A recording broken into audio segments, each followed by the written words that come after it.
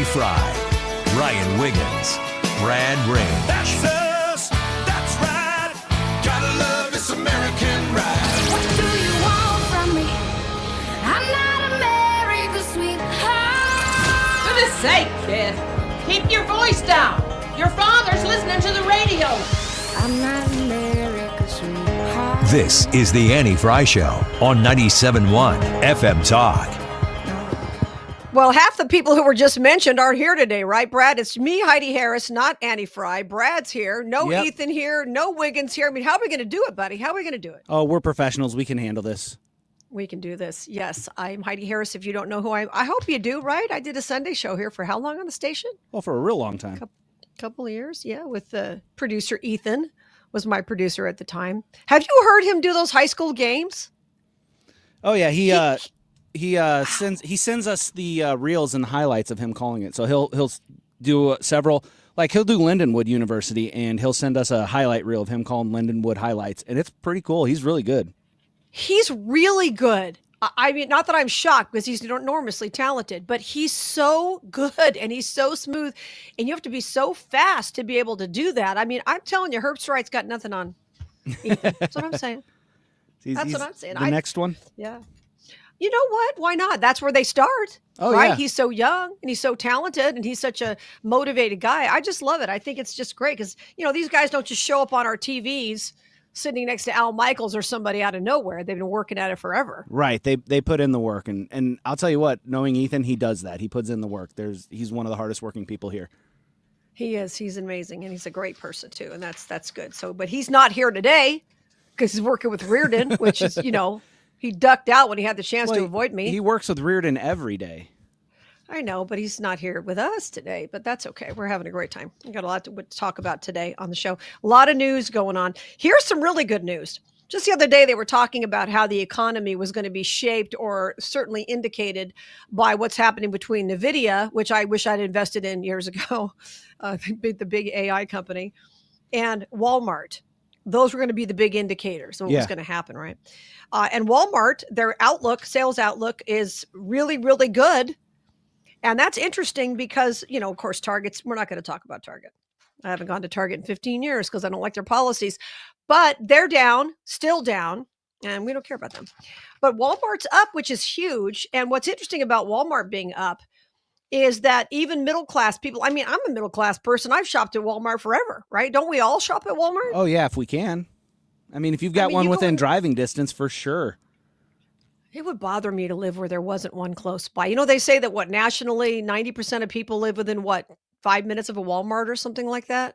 I'd have to look that stat up. Yeah, I would believe it. Yeah, it's a big deal. Just the idea, my mother-in-law lives in a teeny tiny podunk town in Montana. And when I say podunk, I don't mean, I like a small town like anybody, but this is like Walmart's an hour. I start shaking just thinking about that. I don't need to go there every day, but just knowing it's there is a big relief for me. Can you imagine having to drive an hour to Walmart? I don't think that would work for me. Anyway, but this is great. They're saying that Walmart is shedding its original identity as a strictly down market brick and mortar operation. I'm quoting some of this from NBC. By growing its e-commerce business and increasing its market share of higher income shoppers. Well, there are a lot of high income people who are, one reason they have that money is because they're not morons with their money, right? They don't waste it. Smart people, I don't care how much money you have, don't waste their money. And if you can buy a can of, let's just say, I'll pick something. You can buy a can of canned peas, you know, for $1 at Walmart and pay $1.50 or more at a grocery store. Why, you know, I'm not saying you shouldn't go to grocery stores, but why would you do some of those things? Because some of the prices are much, much better at Walmart. Not all of them. Certainly not all of them. And there are certain things they don't have, I get. But Walmart says that more sales growth in its grocery and health and wellness product categories are growing more than in general merchandise. That kind of surprised me. CFO said of Walmart said as pocketbooks have stretched, you're seeing more consumer dollars go to necessities versus discretionary items. This is a big deal. So same store sales for Walmart rose 4.5% in the last quarter, exceeding analyst expectations. I got to tell you, I was, some of you may know, I live in Vegas, and the other day the weather was rainy. And, you know, when it's rainy, that's a big deal. TJ Maxx, you couldn't get in the place. It was so packed full of people. And I'm thinking, okay, I thought the economy was bad. Just wall to wall people in there. Now, part of it, of course, is the holiday season. They're thinking, okay, I'm going to get a jump on the holiday season because it's raining outside. Can't go anywhere anyway. Can't go to the park or hiking. So let's go and shop. But that told me something. But Walmart also, this is great, reported 27% growth in e-commerce sales globally. You know, remember years ago, you used to see those entire documentaries talking about Walmart, right? And how Walmart had a competitive advantage. Yeah. And they were, right, they were such, what did they say? They were such, scavengers, and they would just come into a small town and kill all the small businesses, right? And nobody can compete with them. Remember that? Oh, yeah. I remember watching a special when I was in school where they were talking about how Walmart got to dictate to their, I forget, the people that provide them with their products, like Rubbermaid. Right. They say, we will pay this much for it if you want to be on our shelves. So they had products competing for shelf space. Right. And so they got to dictate prices. Well, that's how it is. Any store would do that. And that's what Walmart, you think Amazon doesn't do that? So here you had Walmart that couldn't be beat. There's nobody to compete with Walmart. We need to break up Walmart and this and that. And then came what? The dollar store. Remember that for a while? That was a huge threat to Walmart. Going to the dollar store, of course, for me, that's the $20 store. Every time I go in there, I have no idea why $20 flies out of my. I'm going, wait, this is a dollar store. Well, there's a 20. Okay.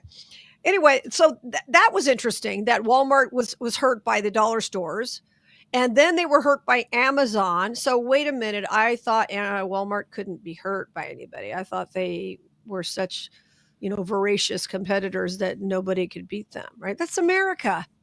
It's the American way. If you want to pay less, you can get it in Amazon or not, or wherever you choose to shop. I try to go local as much as I can. Yeah. I do. Yeah. I really do. I was trying to get a friend of mine a gift certificate the other day for buying him a gift certificate for meat, so he could stock his freezer full of meat. Yeah. And I went online at a local place, and I don't want to badmouth them because I'm sure they do great stuff. He's done business with them, but their website was just clunky, and it was multiple emails back and forth. And these are the things that make it harder when you're, even when you're trying to go local sometimes, right? You've got to have the stuff, ready to go, and you have to have what people want. Walmart shares have gained 6%, stocks up 17% this year. That's pretty good. So we'll see what happens, but I'm not trying to just, slobber all over Walmart. I'm just saying because it is really an indicator. Lowe's is another indicator. Home Depot is another indicator of what the economy's doing, right? We'll get to a Home Depot story about somebody ripping places off. We got a story on that, don't we, Brad? Oh, yes, we do. And we've got some audio on that one, too. We'll get to that coming up in a bit. But once again, quoting from where is this from? Bloomberg, CNBC, I guess. Walmart's leading the retail race against longtime rival Target, which Wednesday reported a drop in third quarter sales and cut its full year profit guidance. Now, here's the thing that caught my attention reading this. Target sales have faltered over the last few years, with some consumers expressing frustration over what they say were disorganized stores. Okay, I haven't been in one, so I can't address that. But they also said some customers were upset about the rollbacks of the company's diversity, equity, and inclusion initiatives. Really? So you want the underwear where you can tuck? Is that what you want? Is that what we want to come back to Target? Man, well, even that, I don't even know if that was what it was, or if it was just meeting quotas instead of hiring the best people. Well, they lost me with the dressing room policies and things For like that. sure. I literally have not been in one for 15 years, and I used to go every week. When you walk in to get dog food or something, and you walk out with a sweater, a sweatsuit, pillows for the house, the deal. Yeah. They put all that stuff up front that you don't go in for. They never put the dog food up front. No. I just want to get a gallon of milk. No, that's in another zip code. You're going See to you have to next walk Tuesday. past all of this. Correct. That is correct. Well, it's like when you go into the big box stores. We don't do Costco, but we do Sam's Club. Yeah. And you go in for what? You go in to stock up on, I don't know, let's pick one, beans, okay? Or soup. Get and your you walk out 5-gallon with what? bucket of soup. Correct. And the big bucket of red vines, in my case, I can't be trusted with that. That is a danger for me. But then you walk out with what? A recliner, a flat screen, patio furniture, all the stuff you did. New set of golf clubs. It never ends, does it? No. That's the whole point. Yeah. So, but I think it's going to be interesting to see how this Christmas season pans out for a lot of people. And by the way, we have a poll online, do we not? Please Oh, explain yes. the poll, Brad. The poll is up, and if you want to vote in it, you can go to Annie's YouTube page, youtube.com/@AnnieFrey, Frey spelled Frey, and you can vote in the poll, and then you can also leave us a comment telling us why you voted the way you voted. And if you're not so inclined to do that, you can also text us at 314-241-9797 and tell us why you would vote, or the way you would vote in this poll. And our poll is this: are you splurging or scaling back this Christmas? So I've got 4 options for you. It's are you spending more, spending less, about the same, or bah humbug, it's too early to talk about Christmas. So vote, get us over, 300 votes, and we'll, if you leave us a good comment, we might read it on the air. So that's There our you poll go. for today. I like that. The text line, once again, 314-241-9797. Speaking of, you said it's too early for Christmas. Really, how many Black Fridays do we get in one season? Black Friday is no longer a day. It is an event. It is a week, maybe 2. I was noticing Amazon starts today, actually. Today's the 20th, right? I think Amazon's Black Friday starts today. They've started that. Well, even on the home shopping channels, which I'm not going to lie, I'll watch once in a while. I don't buy much of it. I'll just watch them when I'm walking around the house or whatever. And Black Friday this, wait, what? It's Wednesday. What are you even talking about here? Well, because you know what it is? It's Black Friday used to be a big deal, and now it's not. Well, and that's what it comes down to. Well, it's the online aspect of it, you know. I mean, the thing about Black Friday used to be you would go there after Thanksgiving, maybe wait overnight to get the 3 or 4 TVs that they had on sale for like $6. The idea, again, was like we were talking about earlier, get you in the door, walk past all this stuff. But the Black Friday deals, the doorbuster deals, were what was supposed to get you to the store so that you would buy the other stuff as well, and you're there doing your Christmas shopping. So it was supposed to be unique. It was supposed to be special, and now it's like a sale at Macy's. It's every other day. Yeah, I mean, it's all month long. We're not picking on Macy's, but I remember my mom saying, "Oh, Mom, there's a sale at Macy's." She said, "There's always a sale at Macy's," and that's the first time it crossed my mind. I went, "You're right, Mom. You're right about that." Kohl's. All right. Oh yeah, right. There's always a sale. If you pay full price at Kohl's, you're doing Kohl's wrong. Yeah, you have to learn how to work this. It's like my husband working the app in the grocery store. He works that thing like a boss. And he saves us so much money. And of course, Big Brother's watching every purchase he makes, which is why I don't deal with it, but he does that. So yeah, well, it'll be an interesting season to see for sure. All right, coming up, Hans von Spakovsky. Always fun to talk to him. We're going to talk about a judge who was trying to circumvent some of the SNAP rules. I mean, there were a lot of shenanigans going on in various states about the SNAP rules, trying to find ways to feed people anyway.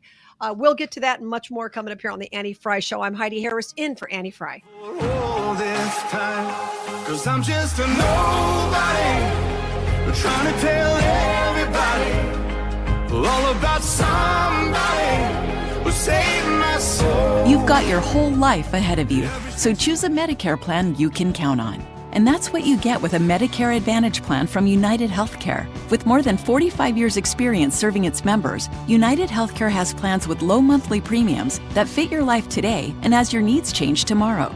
The Medicare annual enrollment period ends December 7th, so go to uhc.com/Medicare today.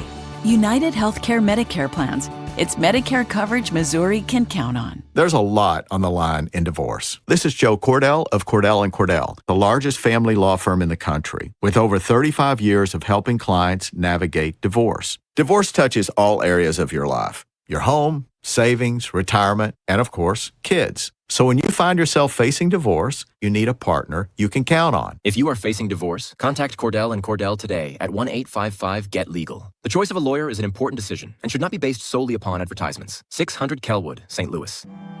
With this season's drought and high temperatures, demand for new sprinkler system installs is at its peak. Even with a little rain in the forecast, now is the absolute best time to put a new system in place, setting you up for a healthier, greener lawn next year. Don't let your lawn go through another season looking the way it does today. Take control now, and you'll never have to worry about the damage heat and dry weather can cause again. Call 636-695-7800 or visit ProOutdoor.com to schedule your new system installation today. Woke radical liberals are screwing up this country, but Congressman Jason Smith is fighting back. He backed one big beautiful tax cut for working families, ending Social Security taxes for nearly all seniors, and taxes on tips and overtime gone. So call Congressman Jason Smith at 202-225-4404 and thank him for backing working family tax cuts and putting America first. Paid for by American Prosperity Alliance. Do you owe $10,000 or more to the IRS like Mark? I've been doing home remodeling for 30 plus years, but the economy crashed. I wound up losing my home, losing my job, and on top of that, owing the IRS a ton of money.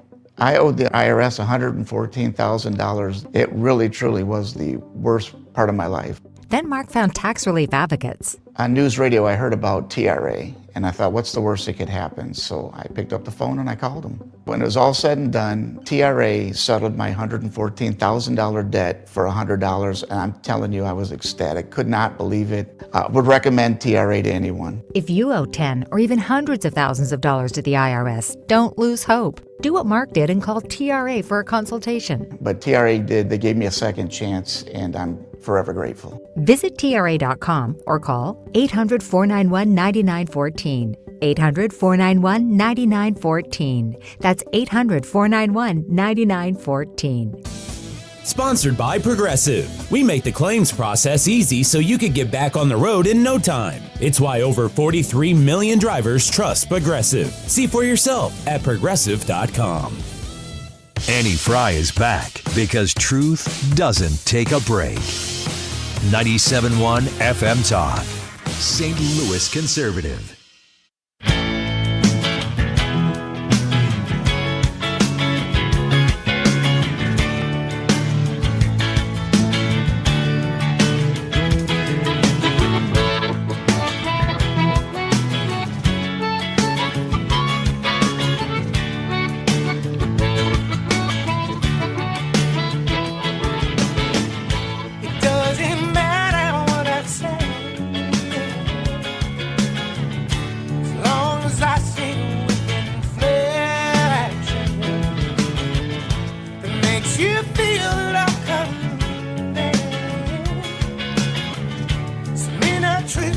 Okay, I'll fill. Don't worry about it.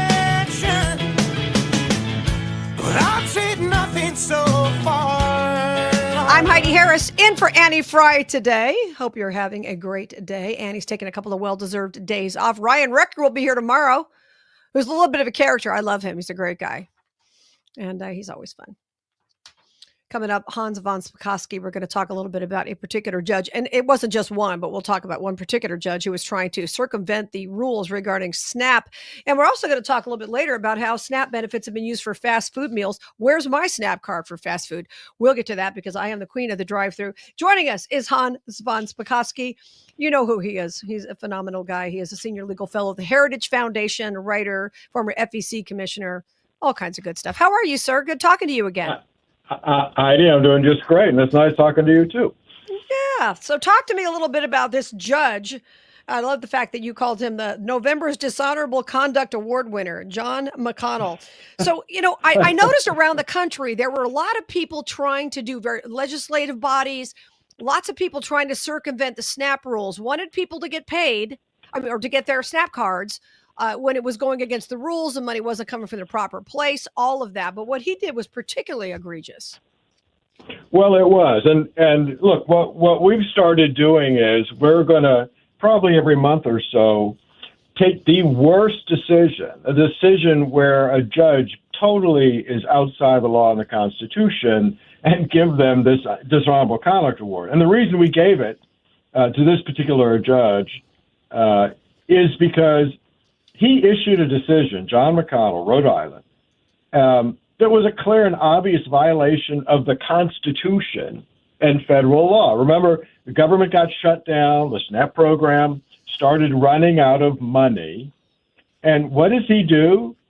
He orders the Trump administration to keep funding the SNAP program despite and no matter what is going on in Congress. And look, even folks with only a basic knowledge of the Constitution understand that government programs are created by whom? Congress.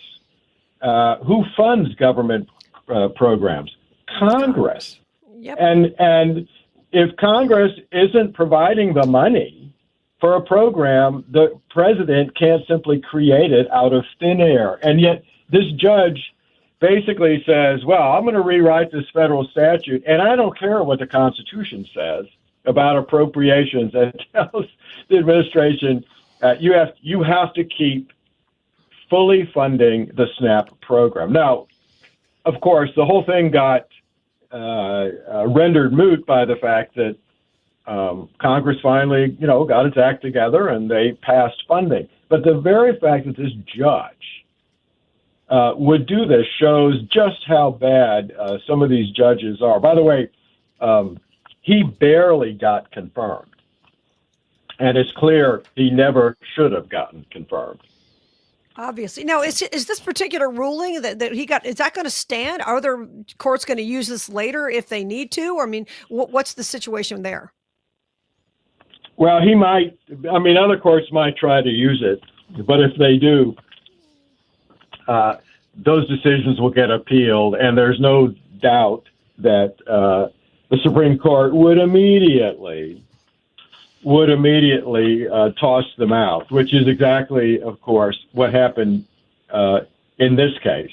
As the Supreme Court stepped in and issued an emergency stay of his injunction. And this was an easy decision for the Supreme Court because, like I said, the judge had no authority to do this whatsoever. In fact, he was directly violating the federal law that sets up the SNAP program, and he was directly violating the Constitution. But he didn't care. No, he didn't care. A lot of them don't care, that's for sure. We're speaking with Hans von Spakovsky. I'm Heidi Harris in for Annie Frey. Talk to me a little bit about the reason the Congress, I know you understand this, but a lot of people were complaining, and I kind of was too. Congress should go without a paycheck when this happens. Now, that's not fair to the people who are congressional workers. I get that. But a lot of people were aggravated by that. I know it comes from a different source. Can you talk a little bit about that? Well, yeah, that's just up to Congress. Congress could easily change the law so that there's no funding for their paychecks if and when the government is shut down. But, they haven't done that. That's entirely within their power to do. Something about the fox and the hen house, something like that. Yeah, I think. Yeah, that's right. Well, that's what's frustrating to people is that we feel as if, average working folks who go without things during shutdowns or whatever, they feel as if, Congress, they don't relate to us. They don't live in the world we live in. They don't have the struggles we have. And then we continue to have that point of view once again, repeated and confirmed. Yeah, that's true. Although I think it's really important for everybody to remember in this case that, look, the folks that were really to blame for this were the Democrats, because the bill the Republicans put up said, look, we will continue to fund the government at exactly the same amount, the same dollars that it's been funded all year, and it was Democrats who refused to do that. So I know a lot of people are upset about the government shutting down, but it's important to remember who was responsible for this. Do you think the voters will remember that in the midterms and hold the Democrat? I agree with you. I believe you. But do you think the voters are going to remember that in the midterms and not hold Republicans responsible? Because the Democrats are going to try to spin it to make the Republicans look like they want to starve children. Meanwhile, the kids were getting fed breakfast, lunch, and dinner at school. Regardless, is that going to help them in the midterms, the Democrats? No, I don't think that's going to be the big issue. I think, Heidi, you probably would agree with me that the big thing that drives voters is their pocketbook. And I think the president has a tough task ahead of him to make sure that by the time people are starting to vote next year, the economy has vastly improved, that prices have continued to, gas prices have gone down. Prices on some grocery items have gone down, like on eggs and stuff. But I think the biggest issue for people is going to be affordability, and that depends on how the economy is doing. Yeah, and then a lot of the younger people who voted for Trump the last time, they're having trouble even affording to buy a home, and that's a big concern too. I know you got to run, and I'm up against a break, but I hope that the economy turns around by then, because it is going to hurt us, I believe, in the midterms. Hans von Spakovsky, thank you for being here from the Heritage Foundation. Thanks for joining me again. It's been a long time since we've talked. Sure, thanks for having me. Thank you. I'm Heidi Harris in for Annie Frey. And it don't matter who you are. If I'm doing my job, it's your resolve that breaks. 'Cause the hug brings you back.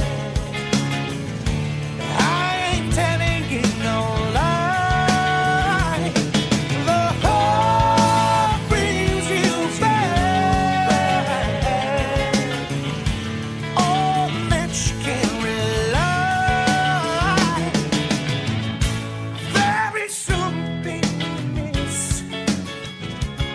Home Shield Foundation Repairs.com. Reach out to Matt Hayes and find out what you need to know about solving the basement water problem once and for all. If you have that pit in your stomach that forms, you see the forecast or you hear, we haven't had a whole lot of rain this year, but then once it happens, once it hits, you're just running to the basement, trying to make sure that everything is going to be okay that you have down there. How much of your basement are you not even using because water gets into it? Or have you noticed an effect on the actual foundational walls that exist in your basement because maybe water is making its way, as it is apt to do, through the foundation of your walls that is deteriorating? And how much is it deteriorating? You don't even know. Matt Hayes can tell you. He can know, but he's got to see it first. So schedule him to come out and assess your situation. 314-227-9636. 314-227-9636. Reach out to Matt Hayes directly and have him come see what you got going on. HomeshieldFoundationRepairs.com. 250 years ago, a promise was made to connect families and friends near and far. And during the holidays, that promise is more important than ever. That's why USPS is building a better network to meet your needs with timely deliveries, easy and affordable ways to ship, and everything you need to make your season full of holiday cheer. Our purpose is delivering your peace of mind, knowing your love will arrive, bringing joy to all. The United States Postal Service. Learn more at USPS.com/holidays. Hey, it's Mark Reardon. If you're nearing retirement or already retired, call my friends Thomas Helbig and Bob Kershaw with the Retirement Advisory Group. They'll show you how linking to the market is much safer than owning the market for your retirement savings. They're the official financial advisors of my show. Go to retirementkey.com. Today's YouTube live chat poll. Are you splurging or scaling back this Christmas? Got 4 options here for you. Spending more, spending less, spending about the same, or bah humbug, it's too early to talk about Christmas. Jump on Annie's YouTube page, vote in the poll, leave us a comment telling us why you voted the way you voted. You can also text us at 314-241-9797 and tell us what your vote is, and we'll include that in the show somehow. And then stay tuned because later on in the show, Backstoppers has given us some tickets to give away to the Guns N' Hoses, which is next Wednesday.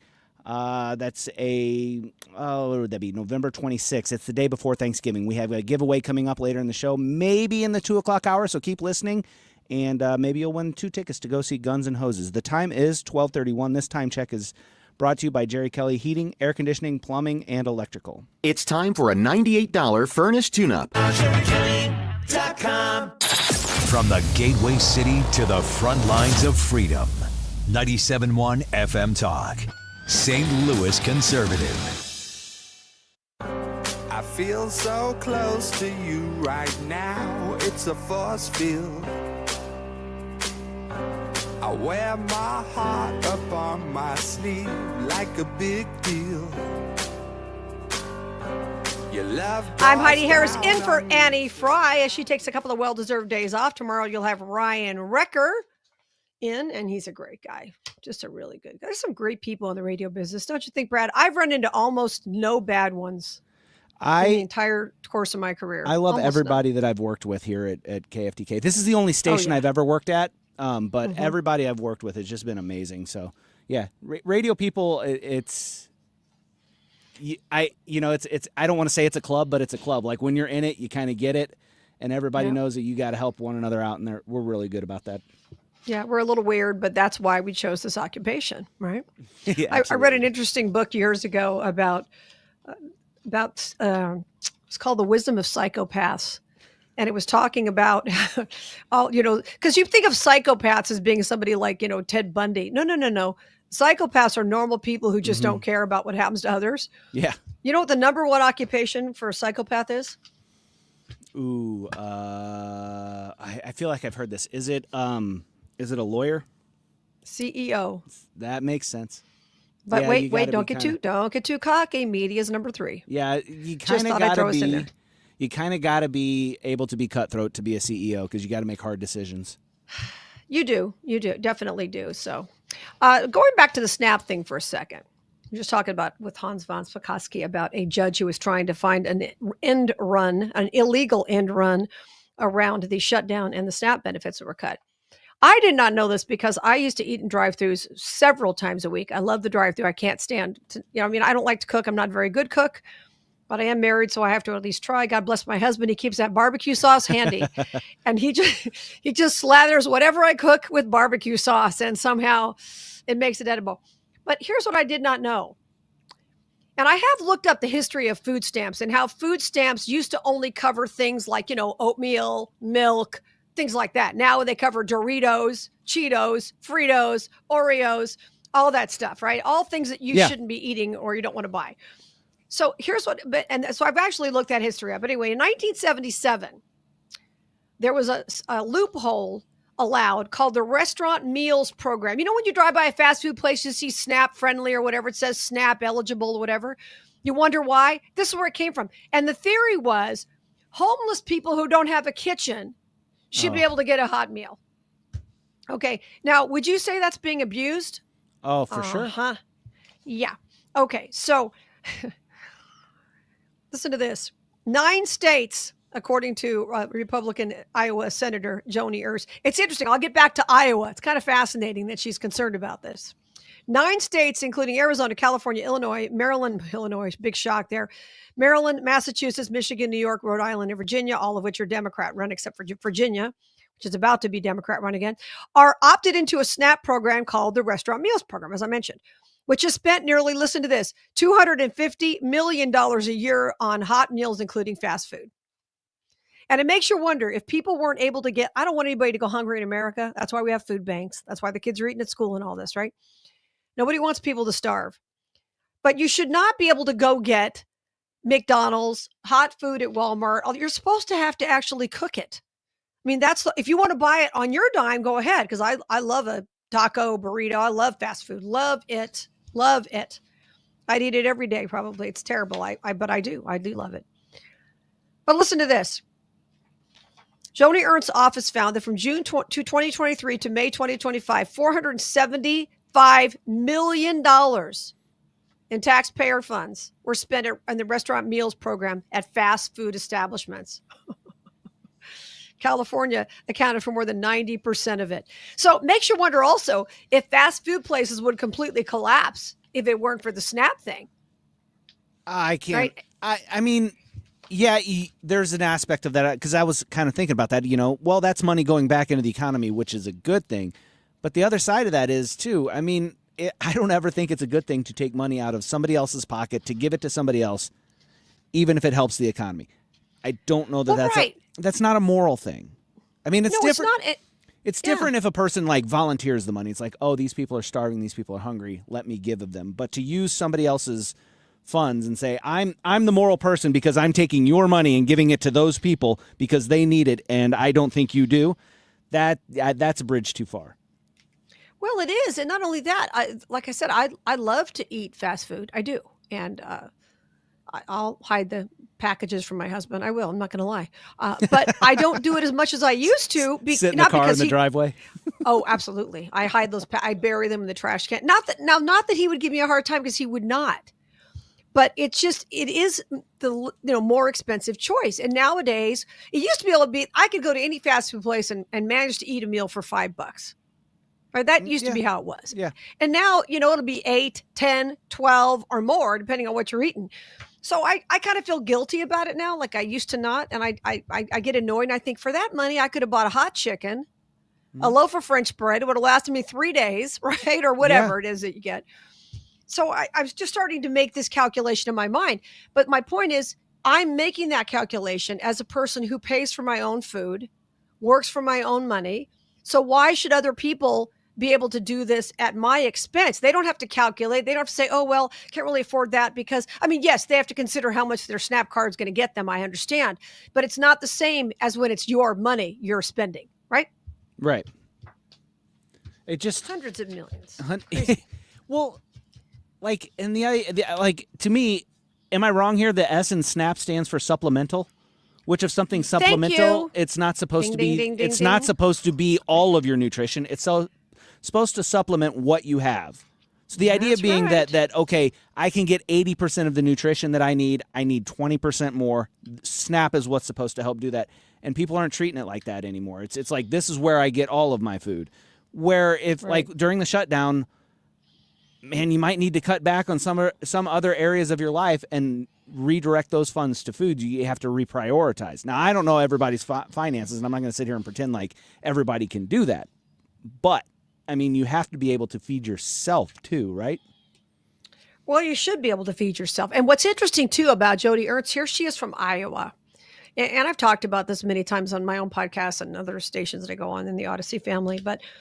And it's important because if you were to change, and I know certain states have tried to change the laws a little bit on SNAP. Mm-hmm. If all the states did, if it became a federal law where you couldn't get the things I joke about and call the OS things, Doritos, Fritos, Oreos, all that stuff. If you couldn't get that, who would go crazy? You know who would go crazy? I've got 4 letters for you. They're clean. Iowa. Because the Iowa has the corn farmers. Right. They're not the only ones. But, Iowa is going to hate that because the people who are eating their stuff, a lot of them are doing it on SNAP cards. And so they're going to lose a lot. I mean, imagine if you could, because what's a bag? I don't eat this stuff, but what's a bag of Doritos? $7? I haven't bought a bag of Doritos in years. But yeah, I know. My husband eats all that stuff. I don't even. It's not even identifiable. I'm not picking on Doritos, but there's some things he'll buy. They're like, I don't even know what they are. They'll come in a bag, and I'll say to him, "That's not a food group." I don't know what that is. That's not in the pyramid anywhere. I don't know what that is, but it's food in the shape of a pyramid. It's not on the pyramid. Yeah, exactly. That's exactly right. But my point is that those things are very expensive, and some people may say, I'm not going to spend the money on that.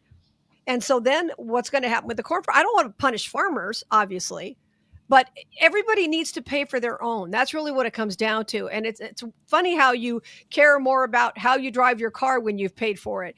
How you, whatever, pick anything. Once you've actually paid for it yourself, you don't tend to abuse it as much. And people would be a lot more, I think, more appreciative if they actually had to budget their own money and sit down and say, okay, I'm not going to get the Doritos. I'm going to get I'm not trying to pick on Doritos. Or say you're a bad person if you eat them. I'm just using that as an example. But I'm going to get, more oatmeal. I mean, like, I love Lucky Charms. I'd eat that breakfast, lunch, and dinner if I could. I would. I love Lucky Charms. Okay, I do. That's also not a food group. That's not a food group at all. But I love them. But that's the whole thing. But if you're trying to raise children, what are you feeding them? That, or are you feeding them like oatmeal, real oatmeal, actual oatmeal with nothing else in it, right? I mean, ideally. Yeah, it's hard, but... I know, because kids want what they want, and that's what I wanted. When I was a kid, I used to sneak down to the kitchen, and I would take every charm out of that box, and I would wad it up in a ball and eat it before my brother woke up. Holy cow! You can do that? Yeah. Did I give you an idea now? No, I don't have any Lucky Charms in my house. I would. I literally would take pull them out and wad them up in a ball and eat them. Didn't they used to? Couldn't you buy Lucky Charms just the marshmallows? Didn't they have that for an option in a while there? I don't know. I could be wrong. I don't know. But, and listen, I'm not saying anybody shouldn't eat. I'm not the food police. I'm just trying to watch my wallet. And if you're going to be eating on and then we complain about how fat everybody is in America, right? We complain about obesity. We complain about diabetes.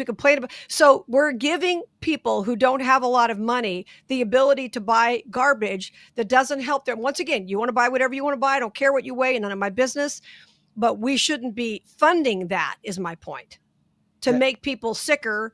And then they're adding to the healthcare costs and all this kind of, it makes no sense. I mean, it makes sense to the people who make money off this, right? The healthcare industry, the people who sell diabetes pills, those people all make money off a sick population. I had a woman call into my show one time, and she said, I work at a grocery store in the pharmacy.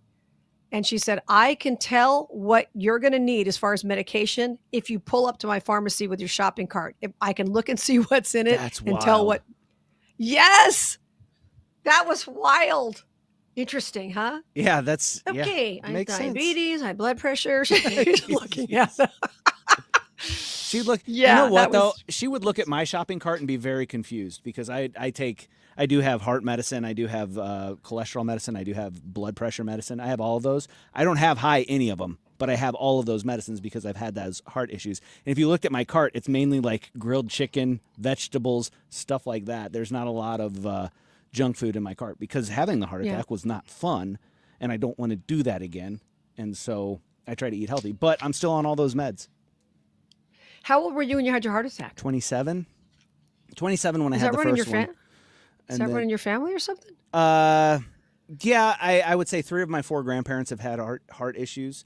Wow. It's a congenital thing, I think is how you would describe it. The circumventral artery, I believe is what it's called. It's the one that goes around the top of your heart. There's a spot in mine that is like real torturous, which means that it's like not straight. It's got a lot of bends in it. Like a kink in a hose or something, huh? Yeah, and so a little bit of cholesterol does a lot more damage in that area of my heart, and so it blocked that area.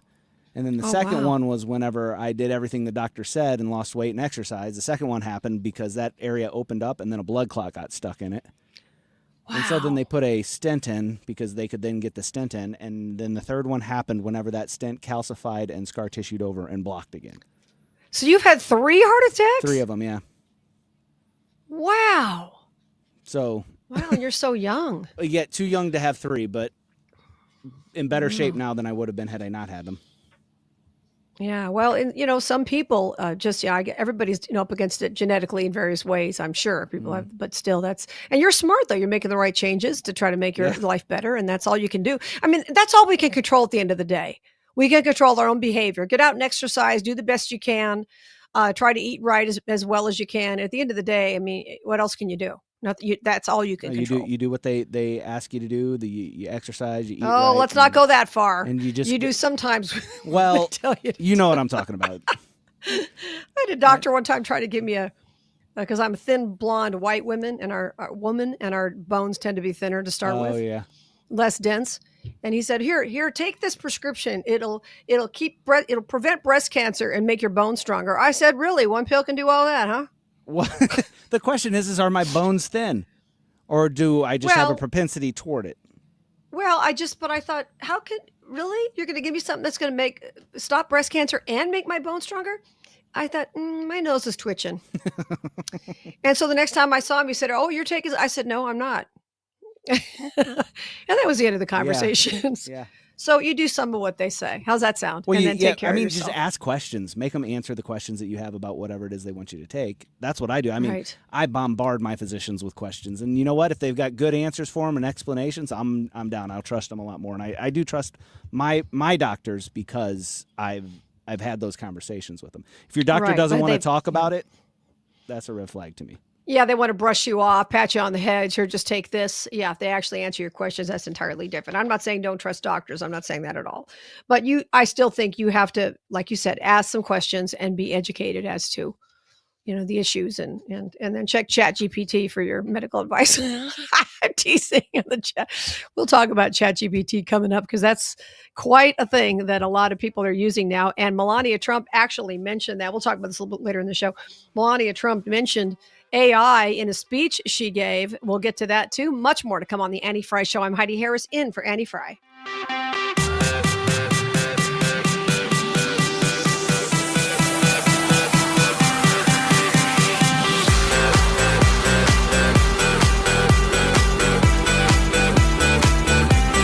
Let's show our appreciation for local heroes. Mark Cox here. Nominate a first responder and their department could get lunch from Grill Master Tony's. I'll personally deliver it. Share their story at 971talk.com.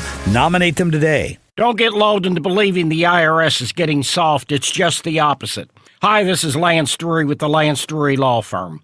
We are being told by IRS collection officers that their higher-ups are demanding that they get more aggressive than ever. So don't ignore them any longer. Level up. If you have unfiled returns, unpaid taxes, levies, or liens, call me, Lance Drury, today and let me get between you and the IRS. I'll protect your rights. At the Lance Drury Law Firm, our practice is focused 100% on fighting the IRS. Remember, IRS problems are legal problems, and they need to be handled by an expert attorney who's done it for decades. So call the Lance Drury Law Firm today. We're local. Our office is right here in St. Louis.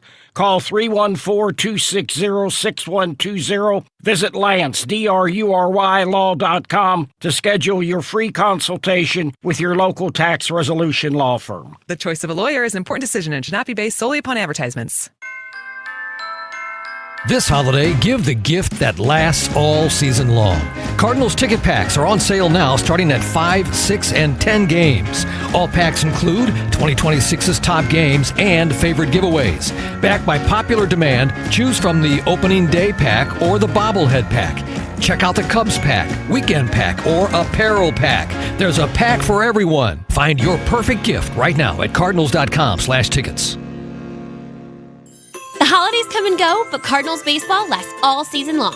This year, give the gift of all-inclusive tickets, featuring a full buffet, complimentary bar, and unbeatable views at Busch Stadium.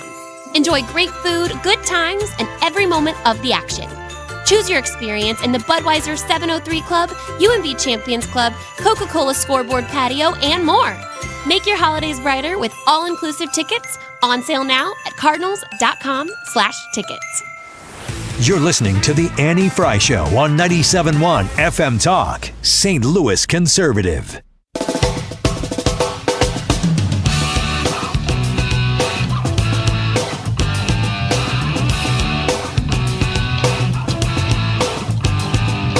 It is totally absurd and embarrassing that the United States of America, the richest country on earth, is the only major country not to guarantee health care to all people as a human right.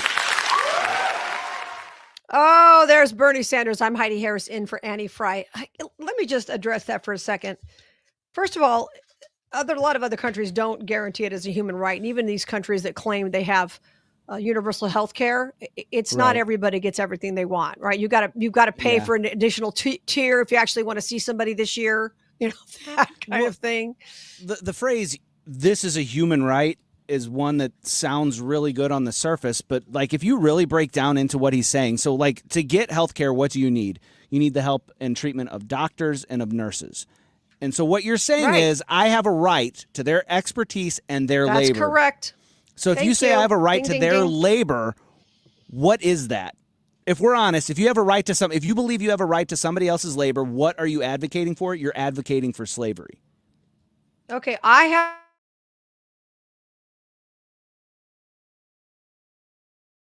to that. I mean, and if you say that, people will say, well, that's crazy. That's ridiculous. No, it's not, because you're saying somebody, and plumbers go to school for a lot of years to become plumbers. God bless them. They're never going to starve. Yeah. So that's never going to happen. But the thing is that go ahead. I was going to say, when you think about human rights, when you're talking about human rights, what you're talking about is something that doesn't require somebody else to provide it for you. Correct. So free speech doesn't require somebody else to provide it. The right to keep and bear arms doesn't require somebody to buy you a gun. It just says you have the right to keep and bear that gun. Exactly. All of these rights, the rights to illegal search, no illegal searches and seizures. Yeah. Mm-hmm. Mm-hmm. They don't have a right to come in. That doesn't require anybody to come in and do it. It means they stay out. Right. So any right that you have doesn't require somebody else to provide it for you. But that's what people forget. You ask them, you'll say, let's just say you're talking to some PR person, and they'll say, well, I want, and I'm not picking on PR people, we'll just use that as an example, all right? And you say, well, I want free healthcare. Well, okay, so then I want a free press release. And I want free marketing. And I want, why do you think a doctor should go to medical school for 10 years, at least, depending on what their specialty is, and have all this medical debt, and you're supposed to see them for nothing? I mean, it doesn't make sense. That's really what it comes down to. And you're exactly right, Brian. And that's what people don't talk about. And in America, basically, people aren't dying in the street without health care. They're able to go to the ER and abuse it. Now, my mother, I took her to the ER a couple of years ago in California, and she had a little episode. She had a lung issue, which ultimately took her life. But we took her to the ER, and they triaged her when she walked in, realized she wasn't going to die right then. You know how long we waited in that ER before we got in the back? Triage wasn't going to die 6 hours. 9 hours. Wow. And she was well into her 70s at that point, almost 80 years old. 9 hours in the ER. And you tell me everybody in that room, and you can't tell by looking, you tell me everybody in that room is legally here. And my mother, born and raised in America, taxpayer all of her life, is waiting in line behind people who are not legally here. Pick a state. California provides that for these people. That's where my mom was living. California provides free health care. How is that fair? When I'm a taxpayer and I can't just walk in and get anything I want, I get a bill. And I get a bill that I have to fight sometimes. I can give you stories on that. And I'm a healthy person, thank God. But look at people, and you know what, I don't need to tell you about medical bills. And meanwhile, there are other people who've had heart attacks. In your situation, they're getting free meds, free health care, free whatever, while you're working your buns off just to stay afloat. Well, the thing is, too, it's nothing is free. I mean, we kind of talked about that at the beginning of the segment. It requires labor from somebody else, the money from somebody else, somebody that earns something with their money or with their time and their effort and their skill. So there's no such thing as free. So that means that the people that are not paying for these things are waiting or are relying on somebody else to pay for it. And the government doesn't produce money. So you're taking money from the taxpayers for the government to use. That's right. And doctors are fleeing the countries where the people supposedly get free, I'm using air quotes here, free health care, because they're not making a living at this, and the government's telling them what to do. And it's just, that's the thing. They forget that free always costs somebody something, and usually it's the taxpayers. And not only that, we were talking about SNAP and people getting a lot of junk food that hurts their health. If I want to do that, fine, I'm paying for it. And I also pay for my own health insurance. Okay. But if you're going to be, getting food stamps, eating junk, getting sick, and then, taking advantage of some Medicare situation or free Medicaid, I should say, situation, or, some place that you're going to stay for free and medical care. I mean, why should I pay? I'm not only paying for the food that makes you sick, I'm paying for the treatment when you're sick. How does that make sense when I'm just trying to work like everybody else?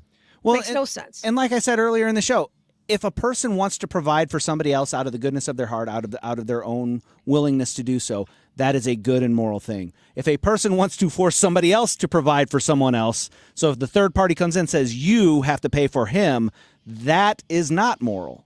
And that's what we're trying to, we're trying to break this down. And I think that as a culture, we've missed that. We've lost that. Right. And I do think that there are charitable medical centers. There are charitable places that who started the hospitals in the world? Christians. Mm-hmm. Yes, there should be those charitable things available. But at the end of the day, nothing's free. Someone's always paying for it. And usually winds up being me. I don't know how. The middle class, we always get stuck both ways, unfortunately. I'm Heidi Harris, in for Annie Frey.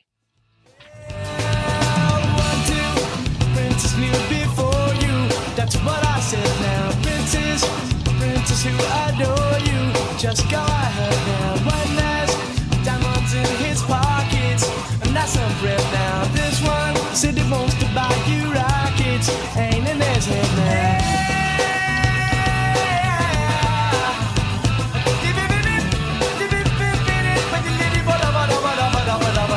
This one got a princely racket. That's what I said now. Got some big seal up on his jacket. Ain't in his head now. You marry him, your father will condone you. How about that now? You marry me, your father will I talk about a lot of people who I've partnered with here on this radio show, but I want to talk specifically about Stewie right now and the feedback that I consistently get from people like you, the ones who've been listening to me talk about a bagel loan and explain that a bagel loan is called a bagel loan because it's a mortgage, that a bagel reminds you of a zero. You pay $0 in closing costs. You know the whole thing. But you guys have heard me talking about this for years now. You've heard me say that I have myself gone through a bagel loan twice to refinance my house, and I've got an amazing rate to show for it. But you haven't called 314-324-4440 yet. You've thought about it, but you're just not sure. Maybe it's not as good as Annie says. But you know what? I keep hearing from listeners exactly like you who have already taken up and made that phone call or sent that text message just to find out for themselves. How can the bagel loan work for me? This is your shot. Stewart's American Mortgage, 314-324-4440. Reach out to Stewie. You'll be so glad you did. Google the Bagel Loan, NMLS number 226715. Have you set your appointment up yet to have your furnace checked to make sure you are good and ready to go for this winter? It's really, really a great idea to have it done for your own peace of mind and for your safety also. Definitely check your furnace before you use it. You can go to my website. It's bartinman.com, and we'll have pictures up of what we've seen and what we've seen and found that the homeowners had no clue that this danger existed. Most have no idea what I'm talking about now, but if you went to the website, if you're not going to have me come out or another company come out and check, then you'll know what to look for on your furnace and hot water heater also. So my number, again, it's Bart Inman. One easy number, Missouri and Illinois. The easiest number, 314-293-2600 or bartinman.com, Bart with a B, Inman with an I.com. God bless.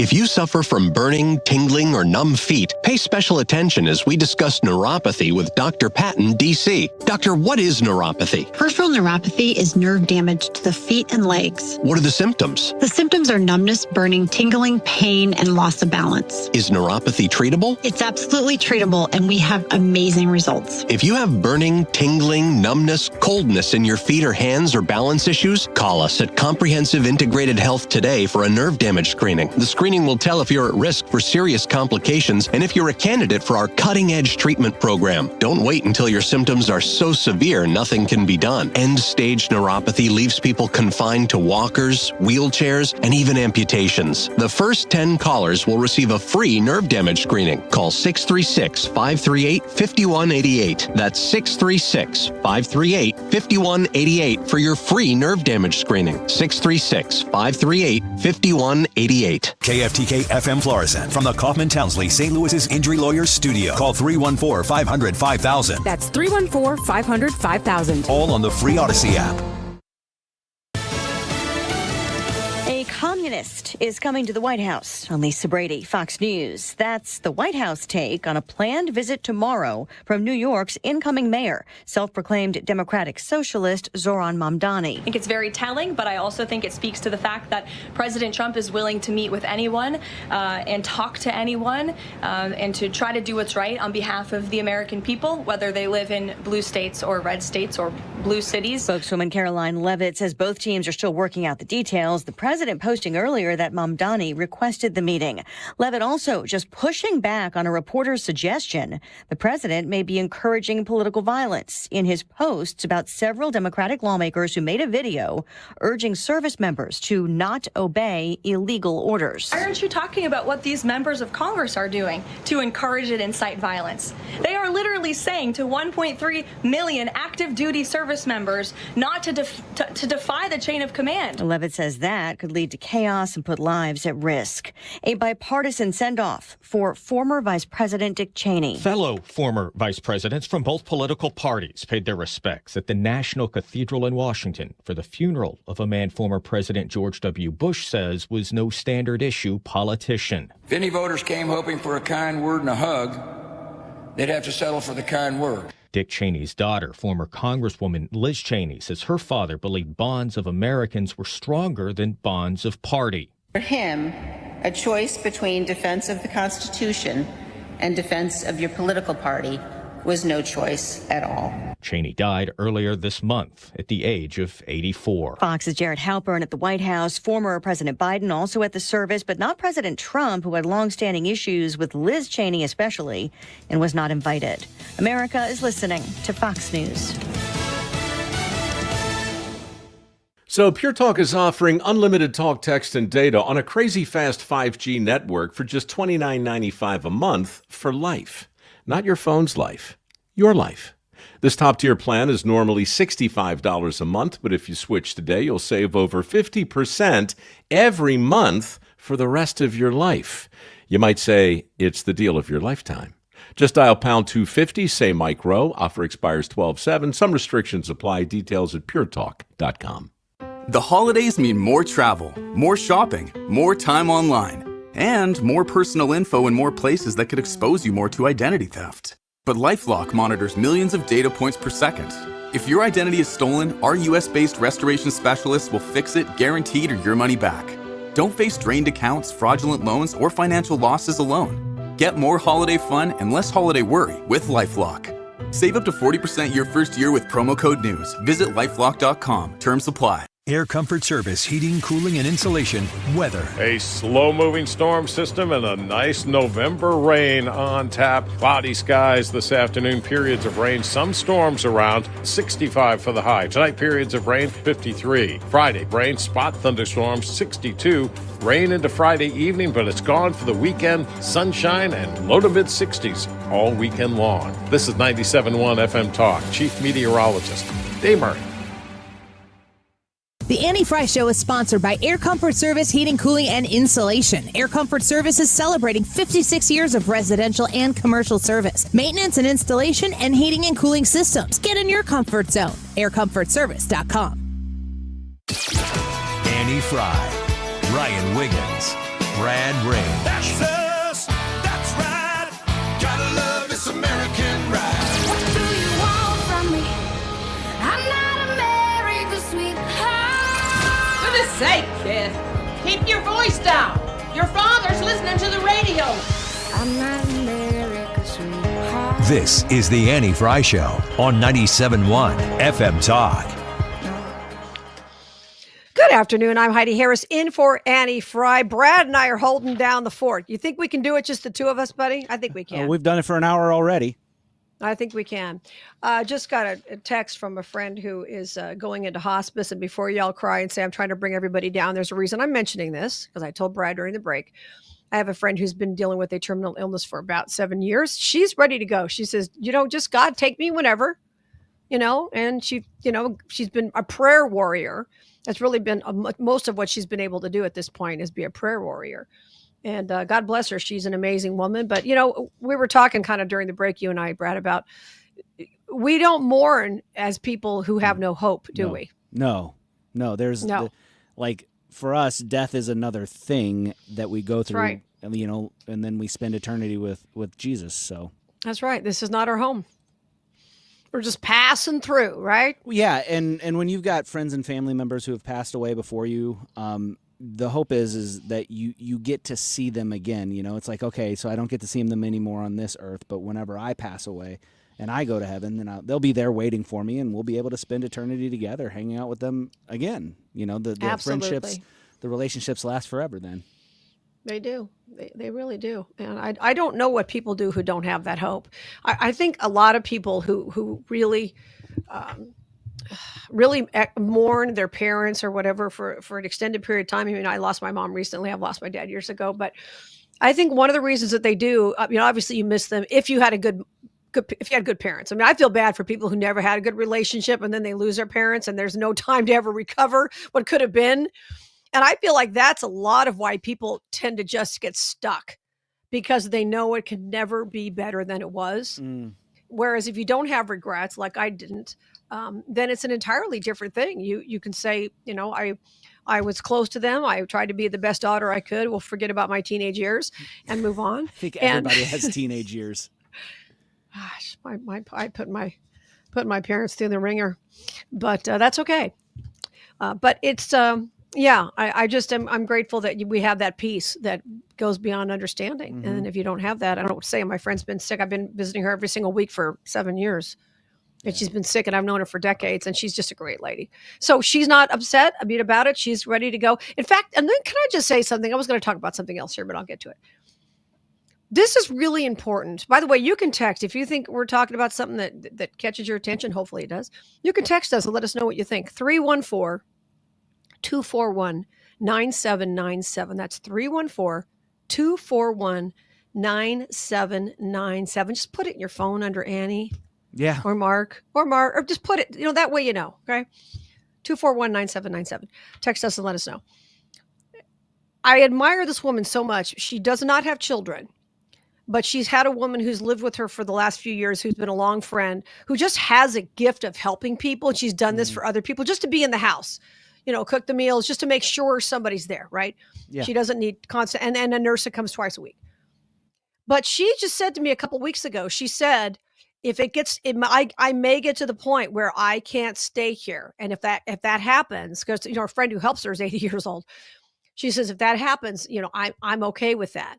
And I know people, we all know people who will say, I'm going to die in this house. Okay, great. I hope you get to, right? But they are not willing to accept the fact that they might not be able to because the people around them can't take care of them to that level or whatever.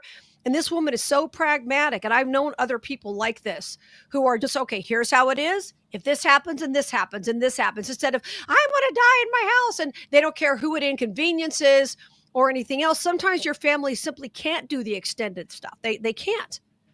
And God bless her. She's been amazing.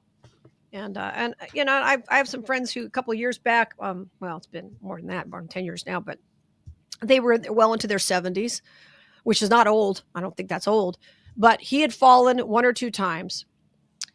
And he finally said, you know what? And they were business owners for years, and they've been married now. They've been married like 63 years, something like that. Great people. And he and his wife moved to Texas. Okay. They sold their house. They bought a house with their son and daughter-in-law, who were also wonderful people. They had like half the house was like a 2-bedroom apartment, and their son and daughter-in-law, the other.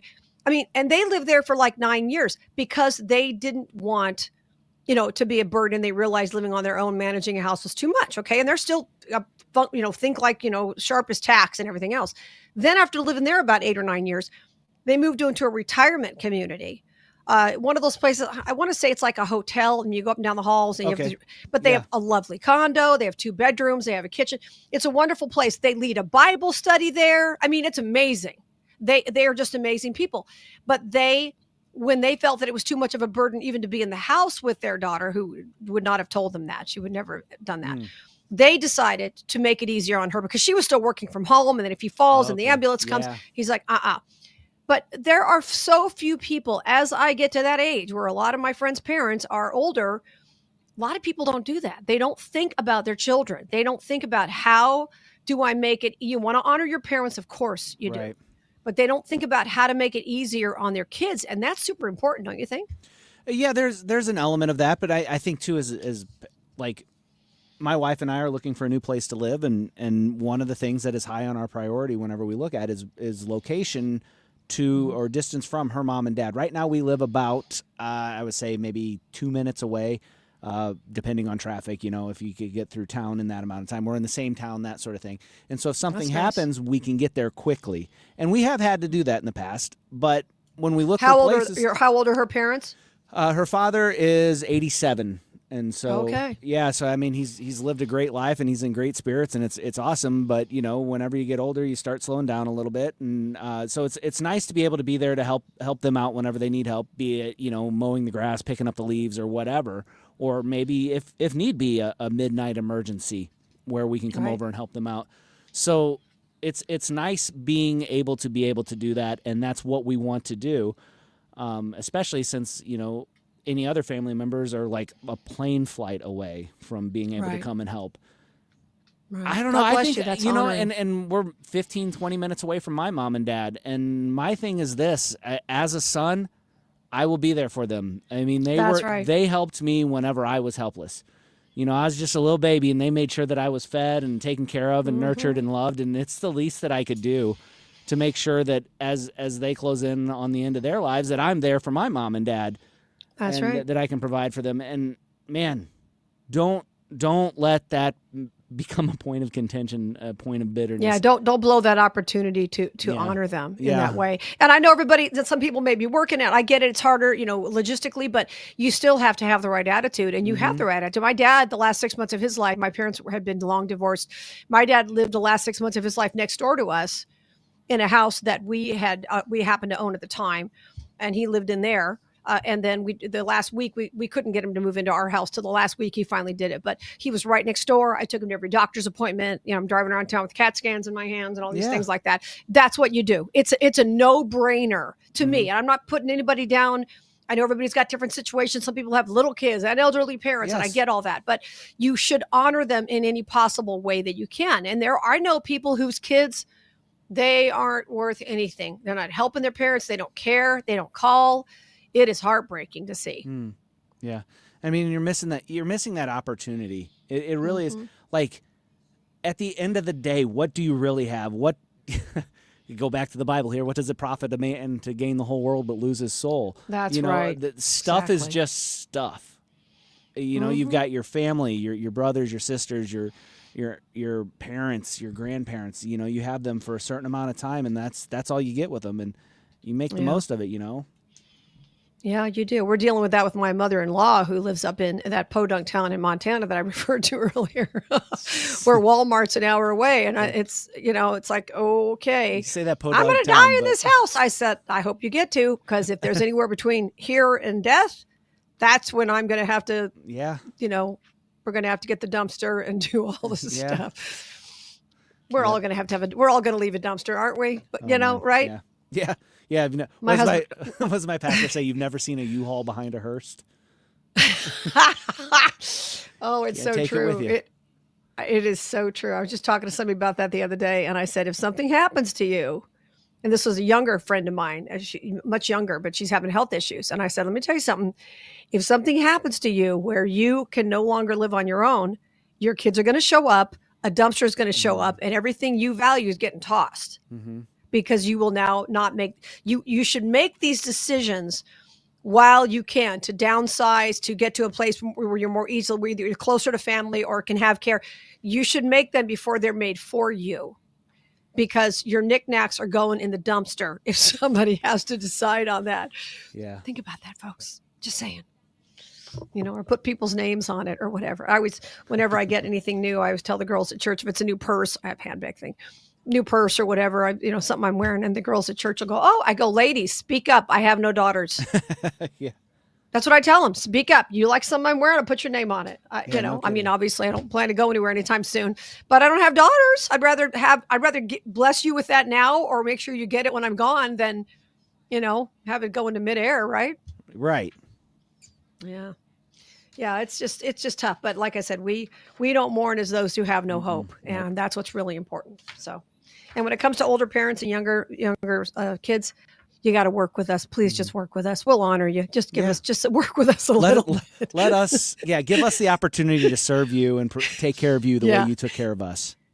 Yeah, make sure you're not halfway across the country, or please just work with us just a little bit. That's all I'm asking. All right, coming up, we're going to talk about this door kick challenge. Have you heard about this? I think I've heard it.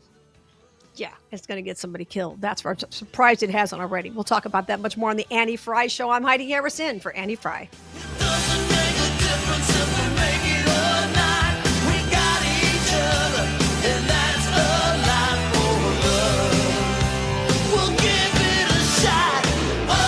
Matt Hayes and Home Shield Foundation Repair are waiting for your phone call at 314-227-9636. 314-227-9636. Those basement leakage problems, there's nothing like the word leakage. Just say leakage in your basement. That sounds bad, right? Well, get rid of your leakage problem with Matt Hayes. He's there to help.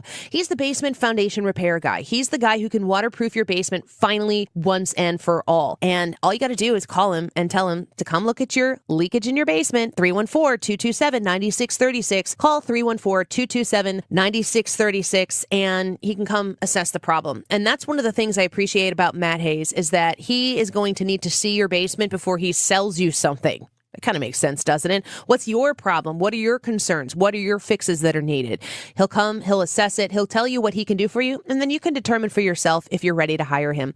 314-227-9636, the number to call, HomeshieldFoundationRepairs.com. Hi, Mark Cox with Gloria Lou, owner of Your Home Sold Guaranteed Realty. Being an actual client, I know a lot about you and your business. Today, I actually found out a few things I didn't know, like your home sales stats. Compared to the average agent who sells less than 4 to 6 homes a year, you actually sell a home about every other day. And even more impressive, your business has been built on giving back to our local community, including supporting St. Louis Children's Hospital. Thank you. Every business should have a Go Serve Big initiative. When someone makes a referral, they're helping our communities, including St. Louis Children's Hospital, which is very special to me and my family because they helped me when I had my son many years ago. Today, sellers want to sell with certainty in this uncertain market. My upfront written guarantees are my secret to selling your home fast and for top dollar. Friends, the secret is out. Call Gloria right now at 314-325-6888. That's 314-325-6888.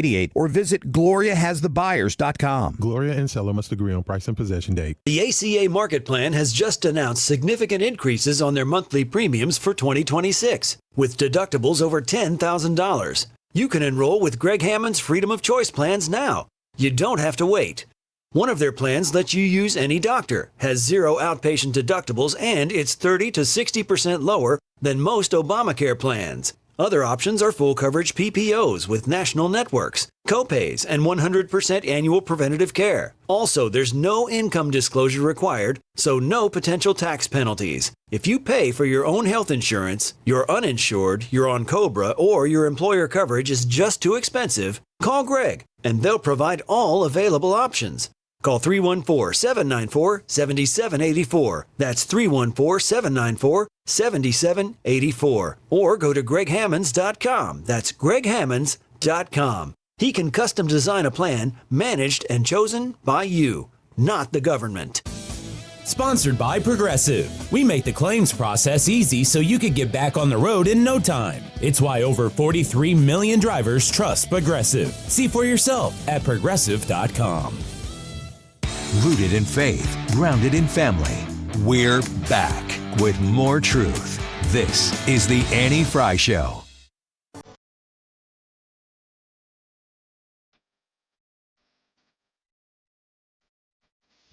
I'm Heidi Harris in for Annie Frey today. And as Annie takes a couple of well-deserved days off, do we know where she is, Brad, or do we want to say where she is, or we just want to leave that quiet? Those that know Annie know where Annie is. Okay. And we'll just leave it that. And if you have questions, ask our caseworker. Teasing. Teasing. No, it's all good. It's all nothing bad. It's all good. Everybody needs a couple of days off every once in a while. Yes, she is.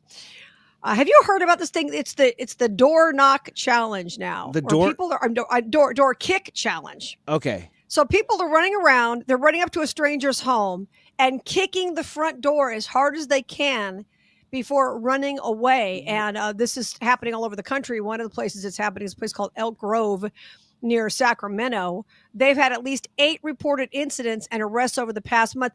We're talking 13-year-old kids. That's in so one case. dumb. Okay. Yeah, 2 13-year-old kids were arrested after allegedly causing, listen to this, more than $680 in damage to a homeowner's front door. Yes. If you have to fix the door frame after somebody kicked it open, that's expensive. Yeah. Your door locks don't work until your door frame is fixed. That's exactly right. Oh my gosh. That is crazy. But like you said that, you were talking about the door kick challenge, and I was kind of wondering, like, where are they doing this? Because like you don't do that in Texas. Right. You don't bust through somebody's door in Texas unannounced. You'd think so, well, right? But you shouldn't. And of course, you know what I'm going to ask. The 3 words we always ask, or actually 4. Where are the parents? Where are the parents? Yeah. Right. When I was a kid, I wasn't vandalizing. Now, I'm not saying we didn't do ding dong ditch. I'm not saying we didn't do that.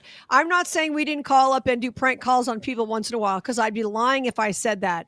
But it was in good fun, and it wasn't this kind of thing where you're doing physical damage to somebody's house. I mean, if I were at home alone and you tried to kick my door in, trust me, I'd be on the other side of the door, and you wouldn't like what was going to happen if you came through. Right. Well, you say, where are the parents? And like growing up, I don't want to say I didn't do stupid things, but I did stupid things maybe once. We all did. You know, and you do the stupid thing and you get caught, and then mom and dad punishes you like you deserve to be punished. And then you're like, I ain't doing that anymore. And your friend's like, hey, I got another stupid idea. And you're like, I remember what happened last time I did something dumb. Or you might pick a new set of friends if they're gonna get. If you're gonna wind up in the back of a police car. You want me to do this again? No, we're not hanging out anymore. That wasn't fun last time. I mean, it was fun while we did it, and then it wasn't, and it was very not fun for a very long time. Yeah, this is crazy. So here's a homeowner. Kevin Jasper's his name. Okay, he was targeted by a lone teenager partaking in the prank. He said, we heard a big bang on the front door. We don't know what it was. We're like, what the heck is going on? Is someone trying to break in? And additionally, 2 teenagers in Volusia County were arrested and charged with felonies after they were caught on camera kicking a neighbor's door. An incident earlier this year involved 5 juveniles allegedly kicking the front door of a Florida home before firing an airsoft gun and fleeing the area. I mean, talk about this is how you wind up in a coffin. Right. That's why I say you don't do this in Texas. This is a ticket to the freezer. They're going to roll you out in a tray. That's what's going to happen to you. And listen, we've all been teenagers, and we all know that we think we're invincible at that age. It's not, but this is destroying people's property. This is nuts. Yeah, you say we think we're invincible, but I really, honestly, and for those of you who know me, I serve in youth ministry. Kids don't usually think past the I'm going to kick this door down, and it's going to be really funny to watch people freak out, and that's right. As far as their thought process. They don't think about. What if they're afraid that, or what if that other person has a gun on the other side, or what if that's a cop in there and I get arrested or whatever? They don't think all the way down the road. They've planned this out in their brain, and what they've planned out is the best possible scenario for it. Well, that's why you can't get tattoos till you're 18, because your brain is, and you have short-term thinking. That's what it comes down to. Volusia County Sheriff, this is in Florida, Mike Chitwood, told Fox 35, imagine being in your home at 2 a.m, you're getting these kicking sounds. And in Florida, under the stand your ground law, you're coming out with your gun. Somebody's going to get killed. This isn't funny. And that's absolutely true. Yeah. And if you're a woman, I mean, I wouldn't fire through a locked door. I wouldn't do that if someone was kicking the door. And I have dogs and everything else, so, there'd be a lot of noise. Mm-hmm. But I would most certainly let them know that if they proceeded to come any further, that it wasn't going to go well. Yeah. Yeah. That they'll be taking them out on a stretcher. Yeah. And I will make sure they fall forward, not backward, as the old joke goes, right? And if you're a woman alone, when you're a woman, you get a lot more, don't you get a lot more slack from the judge? But Your Honor, I was terrified. Listen, if you are you are going to be more likely to be believed whenever they say, I was in fear of my life. Well, and God forbid, anybody be in that situation. Mm-hmm. We joke about this, but it's not funny. And the idea that you could take a human life is horrifying. But if you feel like, especially, let's imagine you're home with children in the house or something like that. You've got a split second to make a decision there. A split second. Well, exactly. Yeah, and I'd be getting my kids in a safe room, and I'd be standing, having the, I don't know, behind a couch or something to, I don't know, whatever. But you find some kind of cover and go. I'd be aiming right at the door. You'd have to be crazy, right? I had a prowler when I was about, I don't know, in my 20s. I lived in a ground floor apartment, and I had a backyard, and I hadn't closed the gate for some reason. It was closed, and I was sleeping in bed by myself. And the curtain, if you looked out to the backyard, it was totally black. But if they looked in the curtain, they could see me in the room by myself. Well, what they didn't see was my 85-pound dog sleeping between me and the door. She was sleeping next to my bed. So they couldn't see her from the window. So she jumped up and she was all over it. Yeah. And I grabbed my gun and I call the police and I'm shaking like a leaf. Yeah. And the 911 lady was so nice. And the dog did not jump up for no reason, believe me. Right. And I was just terrified. And then the lady on the 911, you kept me on the phone, and do you have a gun? And I said, yes. I'm like, yes. And she's like, put the gun down. You don't want to have that gun in your hand when the police show up, because that's the last thing the cops want to deal with is a terrified woman with a gun in her hand in a situation like that. I didn't know who was out there or whatnot. And I'm a little crustier now than I used to be, but it's still, I was young, but it's scary to have that situation happen, and people can get shot by mistake when that situation happens. Yeah. Yep. I don't know. What, and like you said, you're in youth ministry. Why aren't these kids, I don't know, serving at a food bank or doing youth ministry, or what are they doing at night, running loose? Where are the parents? At 13, I was not running the streets like this. I can promise you that.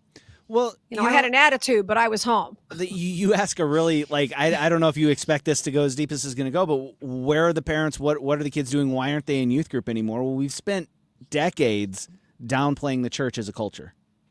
That's right. We've pushed Christianity to the side, called them fuddy-duddies, no good. all of these other things, I mean, I'm sure still there are people in our chat today that'll make fun of me for being a Christian. I mean, we have belittled the Christian faith. And then whenever kids stop going to church, when parents stop thinking it's important, what does it take? Like a generation to skip it? And then like if mom and dad stop going to church and they don't take their little ones, well, why would their little ones ever go? And then you end up with a society that's kind of like, what are up to no good? Well, that's why you've removed a moral grounding factor of these kids' lives. They don't have that moral grounding anymore, and now they're up to no good. Whatever makes me have fun is what they want. It's silly. Well, they're not, because they're not getting it at home. The parents are handing them a phone, and that's their community. And people don't have community anymore. There's such a lack of that in our country, and there are people, as you know, and I'm sure you've talked about, loneliness is a huge epidemic, and people are really suffering from being lonely. And part of that is because they don't want community. But the reason people don't want community, I'm going to tell you one word, right? Are you ready? They don't want accountability. Oh, yeah. Accountability is because big. I've got people in my church I've known for decades, and they know me. They knew me before I ever got into radio. They've known me a very long time. You can't, these are the people who know the real me, right? And they're not going to give me any slack, at all. And those are the kind of people you need to be around. But a lot of people don't. If I have a community and I have a regular place I go, whether it's a church or a sporting thing, they keep moving because they don't want you to find out what their flaws are. They don't want to be accountable. They don't want to do things for you. They just want, and then they wake up and it's musical chairs and they're middle-aged and they're all by themselves. And this is an epidemic in this country right now. Yep, and the hard part is, too, there are people out there that do want that community, that do want that, and because there's so many people dodging community for accountability, the people that do want the community don't have anybody to turn to because everybody else in their life is just not available for it, not interested in it. That's right. You're just, you burn through spouses and jobs and friends all your life, and all of a sudden the musical chairs, when you get to a certain age, you maybe do that in your 20s, but sooner or later it's going to catch up with you. All right, much more to come. We're getting very philosophical today on the Annie Frey Show, aren't we? Oh, you wouldn't expect that, would you? I that's what I like to talk about, much more than what Congress is doing, because I don't care what those cockroaches are doing. I mean, I do, but you know what I mean. Yeah. I'm Heidi Harris in for Annie Frey. How much you want.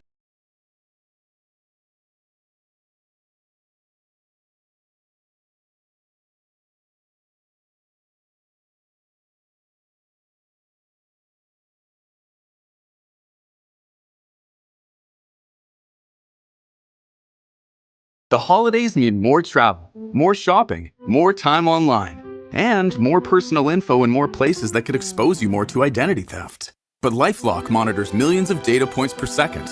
If your identity is stolen, our US-based restoration specialists will fix it, guaranteed, or your money back. Don't face drained accounts, fraudulent loans, or financial losses alone. Get more holiday fun and less holiday worry with LifeLock. Save up to 40% your first year with promo code NEWS. Visit lifelock.com. Terms apply. Guys, don't propose with a ring that she didn't pick out. Trust us, she already has a ring in mind. So engage with Gage Diamonds, in person or online, where Gage's skilled ring designers will work with her to create the perfect setting, matched with the perfect stone. Gage specializes in exquisite lab-grown diamonds.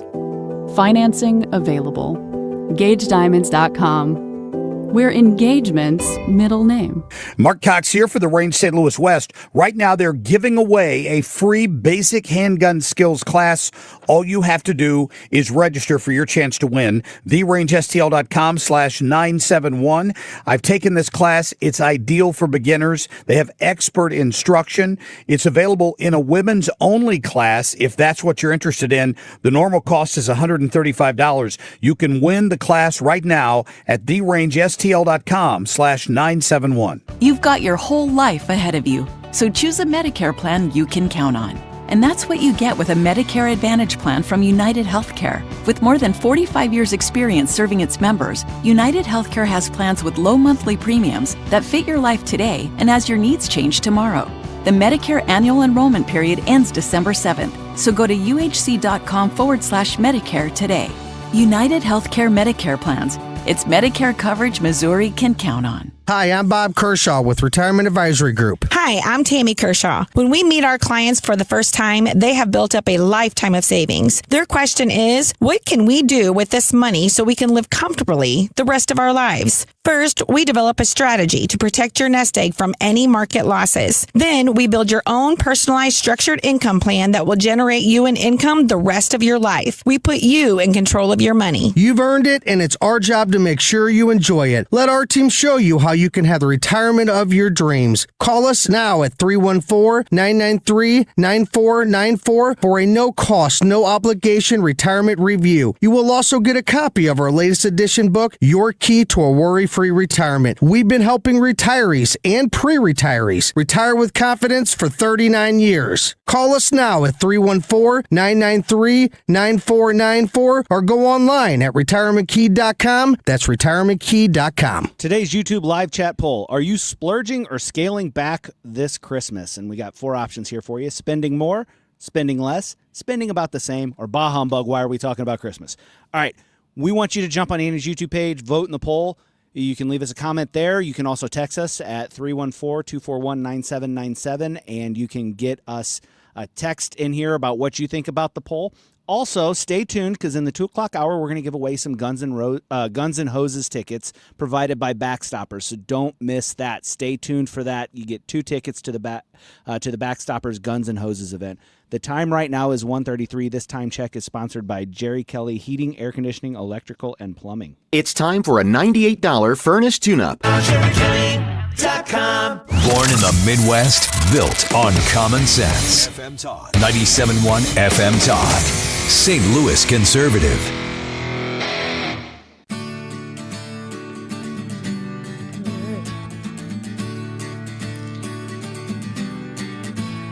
I'm Heidi Harris, in for Annie Frey.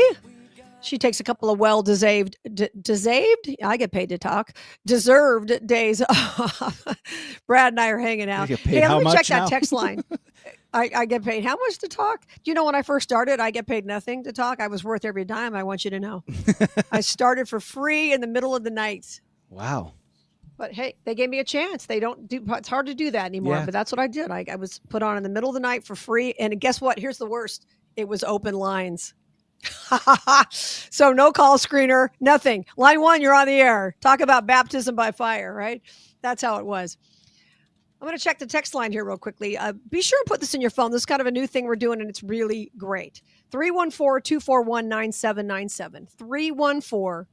314-241-9797. Texter, love it that you two are talking about having hope upon our deaths, but it's also the practical side of preparing to make it easier on our grown kids. Right. Mm-hmm. Exactly.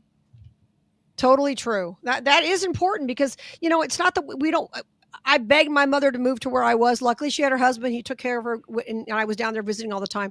But I would have preferred her to be next door, where I could have helped her every day. I would have given him a big break, because being a caregiver is hard. Even if you're a devoted spouse, as he was, being a caregiver is tough. You need a break. And I would go down there and give him a couple of days off, but I couldn't be there all the time. Right. So, you know, you gotta, like we were saying, Brad, you gotta work with me on this. Just help a little, and I'll be willing to pick up my side of it. I'll do everything I can for you, you know, honor you as my parent, but you gotta maybe help me. Cause what if you're raising a family, you've got a job, they're retired, they can move. Right. Right. They, saying. but you know, at the same time, sometimes moving is hard, but again, realistic expectations. Don't expect your children to pick up and move their entire family across the country because you don't want to move from your house that you've lived in your whole life. Thank you. That is exactly right. If you don't want to move, that's fine. But just, you know, don't be bitter at your kids if they can't uproot their entire family and the life that they've built. Right. Hey, speaking of moving, I have some neighbors who just got back to their house after they had a house fire. They had a garage fire. Not a whole house, just a garage fire. Yeah. You cannot believe how disruptive that is to your life, because they had to be completely, even though it was just the garage that was gutted and there was some smoke smell, but the rest of the house was not destroyed. You cannot believe how they had to take everything they owned. The insurance company took it and put it in storage. So you're like, oh, where's my stuff? Am I ever going to see it again? That kind of thing. Right. They've been out of their house for 7 months. That's wild. I couldn't imagine. Couldn't imagine. For a garage. I had a friend that their whole house basically burnt down, and the insurance company rebuilt it. But they were out of their house for months, maybe a year. Right. While they rebuilt the whole thing. Right. And the main thing is when it comes to getting, you're waiting for permits. Because I was watching this. I'd walk by every day, somebody do something, and then 2 weeks would go by and nothing was done. Right. 3 weeks would go by, a month would go by and nothing was done. And somebody comes slap up some drywall and then nothing would happen for weeks. And a lot of it's, I'm not saying that people are being lazy. I'm saying in a lot of cases they were waiting for permits to do this or permits to do that, or when the contractor gets around to it or whatever. Probably could have been done a lot faster than it actually was. But I just had no idea how incredibly disruptive. Just you'd think a fire in one room of the house, no big deal. Yeah. Well, and like the garage isn't even in the house, it's attached to the house. And usually the doors are closed to the garage. So you would think that would even be less. Right. You're right about that. And I will tell you, and I'm not an expert on any of this stuff, obviously, but the fire door, that everybody has between their garage and their house. Yeah. There's a reason that's a fire door. Mm-hmm. It kept their house. Had somebody opened that door, the fire would have been pulled through the house, the fireball, whatever they call it. And it would have like when the MGM Grand Hotel burned down many, many, many years ago, 1981, I believe it was. What happened was the fireball, it started in the deli way in the back. And then because of the air coming in the front doors of the casino, the fireball shoots straight through the casino. Wow. And that's what happens when oxygen pulls it, toward the oxygen source, right? So it was, God bless those firefighters. They were amazing. Yeah, that's, it was. I couldn't imagine, like you think about a house fire, and you're talking about fire doors. If you think about a garage is where you got, that's where people keep gas cans. Also, you've got two vehicles usually, maybe more if you've got a bigger garage of, hot engines, gasoline, all sorts of stuff. If a fire is going to start, it's going to start in a garage is a likely, what is it? A pile of oily rags in the corner that you always see. Funny you should say that because that's what they think may have happened. Yeah. I don't know what the truth is. And then we had another neighbor. They had some renters in there, and I think they were cooking meth. Oh. That's not a slam to all renters. Just don't get mad at me. But they were renters, and they literally have a hole. It blew the hole in the roof the size of a car. There was a garage roof. So I live in Illinois. I live in Fallon, Illinois, and the town next to it is Fairview Heights. And there was, this has been some years back, a meth lab that blew up and blew half the roof off of an apartment complex. Right. I guess the chemicals are slightly dangerous. They're a little aggressive. Yeah. There's also like they called it shake and bake, is what they called it. It was a way of making meth in a bottle. And you could just make it in a bottle, you shake it, and these guys would start doing this, and they would set it in their lap while it was doing it. And it's like, that's going to explode on you and take out everything that you hold dear. It's going to take out more than the Israelis took out with those cell phones. Is that what you're saying? Yeah. I mean, and they were having trouble with cars blowing up because guys were making meth in their cars. That's bad news. Bad news. Stay away from that stuff, guys.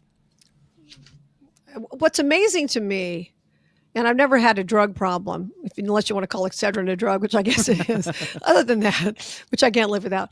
I've never had a drug problem, but I will tell you that even if I did, I certainly would not take something that someone had mixed in their bathtub. No. That is what I don't understand. I want a factory that's clean.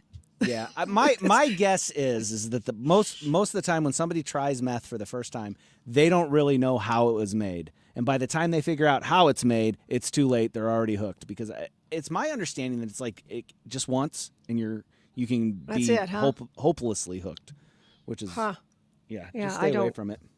I don't know too much about it, but I just know that it's dangerous. I just was shocked that my friends had to go through this, and then you come back and you're trying to get your stuff together, and they're just now getting some of their. But they took all of their furniture and threw it in the trash, like all their leather furniture in the trash, in the dumpster. Yes. All anything like that got thrown in the trash. All their clothes were cleaned, professionally cleaned. But I mean, you just don't think about it until you actually see somebody go through it. And I remember the guy standing out in front of the house the first day. And it's funny too, because it wasn't like half an hour after the fire was down before the guy showed up with the plywood. Yeah. To seal up the garage. God bless them. And you don't know if it's somebody's brother-in-law who's got the contract for that, right? Because you as a homeowner, you don't get to pick, well, wait, I don't want that plywood company. No, here's my brother-in-law. He's going to do it for you. You don't know. You know how much that, and then this one calls and that one calls, and you're trying to field calls from people who, because, you know, they all know each other. The firefighters have friends who do this or that or whatever. And the next thing you know, they're calling you, trying to get the work because they're the first ones to know the house burned down. And so you don't know. It's very difficult to have to sort through all of that too. Yeah. You know, in your speaking of insurance, we had back in March, we had a pretty bad hailstorm. This is before the tornado came through St. Louis. So back in March in my neighborhood, we got hit by a pretty bad hailstorm, and people are still getting their siding fixed. You'll drive through areas, there's still people with holes in their siding waiting, dealing with insurance companies, dealing with companies to fix it. I mean, we're getting to the time of year where you can't have your roof replaced because it's too cold. And it just, you know, dealing with insurance companies on this stuff is not fun at all. And especially when it's I guess it would be different for fire because, you know, a single fire in a garage isn't like a statewide event, but this storm went across several counties and, you know, insurance companies go into crisis mode or whatever that is. And well, it's difficult too, because you don't really know how many people are trying to rip you off. We'll say, oh, I was there. Years ago, stupid story, but this only happens to me kind of thing. I was getting gas. I was driving to California from Vegas, and I stopped at a place called Barstow. Lovely this time of year. If you get a chance, miss it. Anyway, Barstow, stopped to get gas. It was 100 degrees. I had my dog in the car. And so for some reason, this particular pump didn't take the card. So I had to go in and pay. Now I'm freaked out because it's 100 degrees and my dog's in the car. It's just for a minute, but I'm still freaking out. I go into the store. The guy's in there picking his donuts out one at a time. I'm like, I gotta get gas. Anyway, I go back outside. I'm all harried because I'm worried about my dog. Roll the windows down quickly. I get gas, and then I drive away with the pump in my car. Oh, no. Oh, yeah. And they're supposed to have a breakaway. Yeah, it's supposed to break away. Well, mine did not. And it pulled the entire front off the pump. And then I had gas shooting up in the air like a Mel Gibson movie. Listen, if you're going to do it. Yeah, I'm going to do it. Do go all the way. Yeah. Don't just dent that pump, break that baby all the way. So I get my car away from the gas, obviously, as quickly as I can. Fire department, cops, okay. Then everybody's running around like a maniac trying to find the shutoff. So if you own a convenience store, please tell your employees where the shutoff is. So they finally get it shut off. Long story short, luckily for me, this is years ago, so it was only like $4,400 my insurance company had to pay because it was not the card reader type, which would have been like 10 times the money. Anyway, point is, when I had to talk to the insurance company on the phone about my claim, there was a guy who tried to claim that he slipped and fell in the gasoline and got injured. You see what I mean about these scumbags who will try to take advantage? And they try to they rip off the insurance company, which makes it harder for the people who are honest and raises the rates on them. Thank you. And I had to give a deposition over the phone that this guy, I saw this guy. He was totally dry. He was not wet, didn't slip in the gasoline. I mean, look, what's wrong with these people? How much time do you have, right? Dishonesty all over the place because they don't think it's their money. They don't think it's anybody's money. It's like, like somehow or another ripping off an insurance company is justified because, you know, they're an insurance company. Exactly. In response to the chat line in the StreamYard, no, he did not get a check. Thank God for that, because, you know, how ridiculous. You know, people just have no integrity. I know that's breaking news here on the Annie Frey Show. People have no integrity. This just in. We're coming right back. I'm Heidi Harris in for Annie Frey.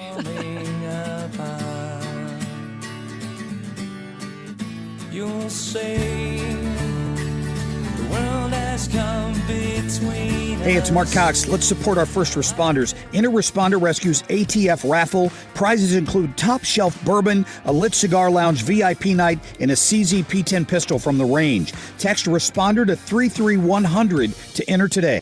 Have you heard about the Dittamore Group? I certainly have, and I'm happy to be able to tell you about Tammy Dittamore and the amazing team that she has assembled to help you seamlessly move through your next real estate transaction. That could be buying, that could be selling, that could just be thinking about buying or thinking about selling. When you call 618-531-4652, that's 618-531-4652, the Dittamore Group is going to be ready to take that phone call, listen to you where you are, and help you get to where you want to go. Whether it's a relocation here locally, if you're just looking to list your home, to sell it, to move on to the next place, or if you're looking to buy a home and you are currently in a place that maybe you're not looking to sell, they can help you with all of these different types of situations and make it a comfortable process to go through. And that's saying something. Real estate can be stressful. The Dittmore Group takes that on for you and makes it as seamless as possible. 618-531-4652. Call 618-531-4652, thedittmoregroup.com. All righty, we're getting ready to come into winter here where we're going to be using our furnaces. A lot of you are getting prices now, or you're getting your furnaces checked and you're being told that you have an issue with your furnace and you need a new furnace. So if that is the case and you want a very simple common sense approach to picking a furnace, if that's the case, I'd appreciate you calling and giving me a chance to meet with you and discuss your options. So call me. It's one easy number in Missouri and Illinois. Just one number. Missouri and Illinois. It's 314-293-2600. That's Bart Inman, 314-293-2600, or on the web is bartinman.com. Now, there's Bart with a B, Inman with an I.com. God bless. License number E2014A. Hey, it's good to see you. Lights flickering? Grasser can fix it. Breaker keeps tripping? That's a Grasser job. Outlet not working? Grasser makes it right. Old wiring need a rewire? Grasser rewires with care. From little fixes to major fixes. Even the tricky ones. We treat your home like our own. Treat? Did you say treat? Green is always Grasser at GrasserHomeServices.com. This is the Annie Frey Show on 97.1 FM Talk, St. Louis Conservative. Riding along in my automobile, my baby beside me at the wheel. I stole a kiss at the turn of a mile. I'm Heidi Harris in for Annie Frey. Speaking of, my husband and I saw the craziest movie last night. I had never seen it. Shame on me. You know how YouTube will just play the next thing? Never seen it. Have you ever seen this movie, Brad? Which movie? Called Breakdown. Yes. Russell. Yes. Yeah. I have. Oh my gosh, what an ending. So we had to go to Bible study. So we're watching this and we're like, oh my gosh, like 10 minutes left. Yet, and he had just like confronted them in the kitchen. Mm-hmm. We're like, we have to go to Bible study. We have to watch the rest of this when we get home. What are we going to do? It was quite good. Speaking of crazy drivers. All right. So a Jennings man has appeared in court now after being charged with more than a dozen thefts targeting the Brentwood Home Depot store. And this goes on all over the country. Okay. I'm just mentioning this. I know where that store is. Yeah, there you go. The thefts happened between September 25th and November 14th. Now, here's what the police say. We've got some audio of some guys in up there in the Northeast who didn't put up with this, but it's funny. Yeah. Police said Omari Catchings would enter the store with a shopping cart, go directly to the item or items he intended to steal, place them in the cart, and leave without paying. That's pretty cool, huh? Just how about that? Throw them in the cart and walk out. Yeah, store employees said Catchings would be in and out of the store in less than 5 minutes. Anyway, he was finally caught. $14,000 worth of stuff he took. Power tools, power washers, all that. Here, okay, and I love these guys. We're going to play you some audio of a funny video involving some guys. I'm assuming these are dock workers from the East Coast who caught this guy not this guy, another guy who was stealing from Home Depot. They catch him in the parking lot and they give him a piece of their minds. It's pretty funny. Yeah, well, yeah, not just a piece of their minds. Scumbag. They give. You just walked out with all this. Hey! You're not walking off with that. Get the away. You're not walking away with it. Wait. You are taking nothing. You are taking nothing. Get the out of here. I'm going. You ain't taking nothing.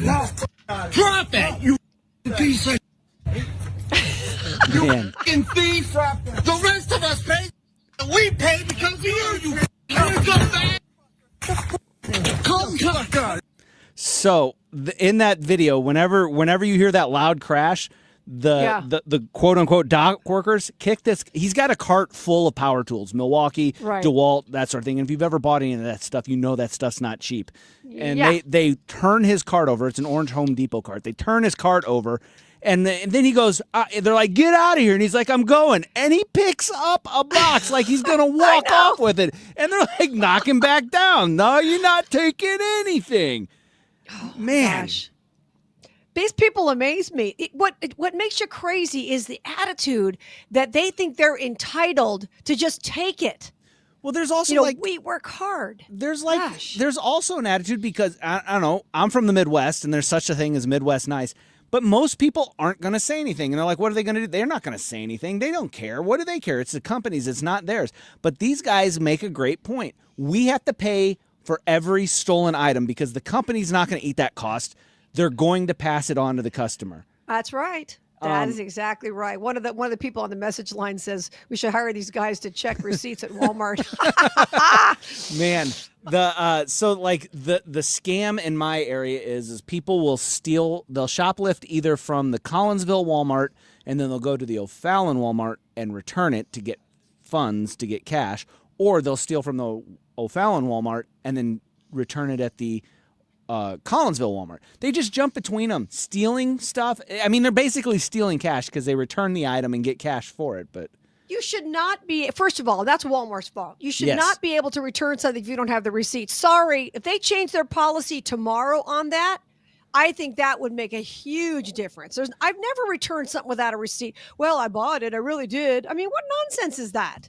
Well, I don't know how you can give somebody money for proving without them proving that they didn't first buy the item from you to begin with. Right, exactly. It's nuts that happens. And that's what I'm saying. Walmart needs to change their policy. I don't care who it inconveniences. Then from now on, tape your receipt to the box of something you buy. If you find it doesn't work or you don't like it, then you take it back. But none of this nonsense. If imagine how much cheaper things would be if we stopped all these thieves. Oh gosh, it would drive prices way down. Way down. Yeah, like it's crazy. Yeah. It's insane. I've seen some of these videos, where they do interrogations and people will get caught, walking out of Target or walking out of, TJ Maxx or whatever with hundreds of dollars worth of stuff. We're talking about women here most of the time, right? And they get so indignant when they get stopped. Yeah. Yeah. Like they have a right to it. Like, who are you to stop me from taking this? And it comes from an attitude of an entitlement. Like, I'm entitled to these things. And the reason they feel they are entitled to these things is because they think that somehow or another they've justified in their brain that company is ripping them off somehow or another way. Like, I need this. How can you stop me from taking this? This is something that I need. And it's kind of the same attitude that Bernie Sanders has about healthcare being a human right. I'm entitled to it. I need this. I mean, I want this, so therefore I'm entitled to whatever it is, whether it's clothes or whether it's food or whether I'm entitled to take it. Well, where does it say that? It's just sad because you and I are paying the difference. That's the problem. We are paying for all this theft. I'd like to be able to buy my Milwaukee Impact driver without having to pay for part of the one that you stole. Yeah. Last time, my husband's a DeWalt guy, and last time, I don't know what DeWalt stuff costs, but I know it's expensive. Last time I bought him a drill. Well, last time I bought him a drill, I think it was a cordless drill, and it was like a couple $100, $300 or $400, I want to say. I mean, it's super expensive. It's not, the stuff's not cheap. I mean, DeWalt, Milwaukee, all these brands are really good quality brands, and you kind of get what you pay for, but still, $300 is really expensive. And the amount of stuff that was in the cart of that guy was probably well over $2,000 worth of tools. At least in the video. Yeah, absolutely. I mean, it's just the noive of these people, just the noive of them to walk in there and just shove it all in next time I hit Dillard's, I'm going to grab a couple of handbags and just throw them over my shoulder and walk out the door. Well, yeah, no, you're not. You're not going to do it because you're an honest, decent person.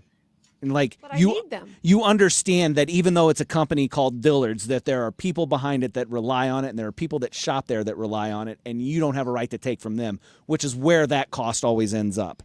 Yeah, but handbags are overpriced, and I need a new one. Well, you don't Come need on, Brad, a new handbag. get with it. Just put it in one of those Aldi bags. You'll be fine. Yeah, it's and I have some friends that own a jewelry store.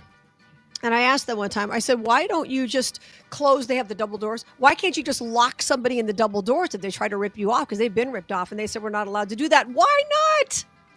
Why not hold them for the cops? Right. Too much common sense. I'm Heidi Harrison for Annie Frey. No particular place to go, so we parked way out on the Kokomo. Are you shopping for flooring this holiday season for your house to finally restore that space in your home, bring it back to new life, and you need a place to go shop for that flooring? Well, let me talk to you about Michael's Flooring Outlet. They are located in 3 different places across St. Louis. So if you're shopping and you're trying to find the most convenient place to you, they do service Missouri and Illinois, but they have 3 locations where you can go in store to visit them, to experience the displays they have and really get a good literal feel of the flooring you might want to invest in. You can shop in St. Charles County. It's at 116 Main Street in Old Town St. Peters at Mid Rivers and Highway 70. How about Michael's Flooring Outlet located in West County on Olive Boulevard? It's just 1 mile off 270 West on Olive. There's also a 3rd location that you can visit in Dardine Prairie. You can go online all the time at igotfloored.com, request an estimate, read reviews, peruse the products, but I encourage you, go check them out in store. Find them online at igotfloored.com. We, without hesitation, recommend that anybody work with ThrottleNet. The experience will be as good as it's been for us, for anybody, because you'll get a true partnership and you'll be able to rest easy that you're going to get the service that you need while they're also doing all those things that you don't want to have to think about, that you don't want to have to worry about. They're always doing that in the background for you. Don't wait for your next IT crisis. If your business depends on technology, you need a partner that's got your back. Contact ThrottleNet.com to get a free IT evaluation and see how we can support your IT everything. New tax resolution firms are popping up every day with high-paid celebrity endorsers, advertising ridiculous claims in their TV ads. That's why they have the tiny, unreadable disclaimers at the bottom of the screen. Hi, this is Lance Drury with the Lance Drury Law Firm. Our ads never have those ridiculous, fast-talking, tiny disclaimers at the end because, simply put, there are no guarantees when it comes to the IRS and wiping out tax bills. And we don't make promises we can't keep. Of course, there are ways the Lance Drury Law Firm can help resolve your tax debt, but no company can guarantee it will eliminate it. This is why their clients call the Lance Drury Law Firm when those promises don't pan out. If you have tax problems, you have legal problems, call me, Lance Drury in St. Louis, at 314-260-6120 or visit Lance, D-R-U-R-Y, law.com to schedule your free consultation with your local tax resolution law firm. The choice of a lawyer is an important decision and should not be based solely upon advertisements. This is Justin Brown with Krinz Financial Group. For over 6 decades, we've helped St. Louis families and businesses plan with purpose and live with confidence. Is your financial advisor proactive or reactive? If your strategy or service feels stagnant or misaligned, it may be time for a change. Our defined, proactive approach to investments and communication keeps you informed and prepared for what's ahead. Let's talk about what makes us different and how a more engaged advisor can help you reach your goals. Your goals, our mission. Start today at kftgadvisors.com. Securities offered through Raymond James Financial Servicing. Member FINRA/SIPC. Krinz Financial Group is not a broker-dealer. KFTK FM Florissant from the Kaufman Townsley St. Louis's Injury Lawyers Studio. Call 314-500-5000. That's 314-500-5000. All on the free Odyssey app.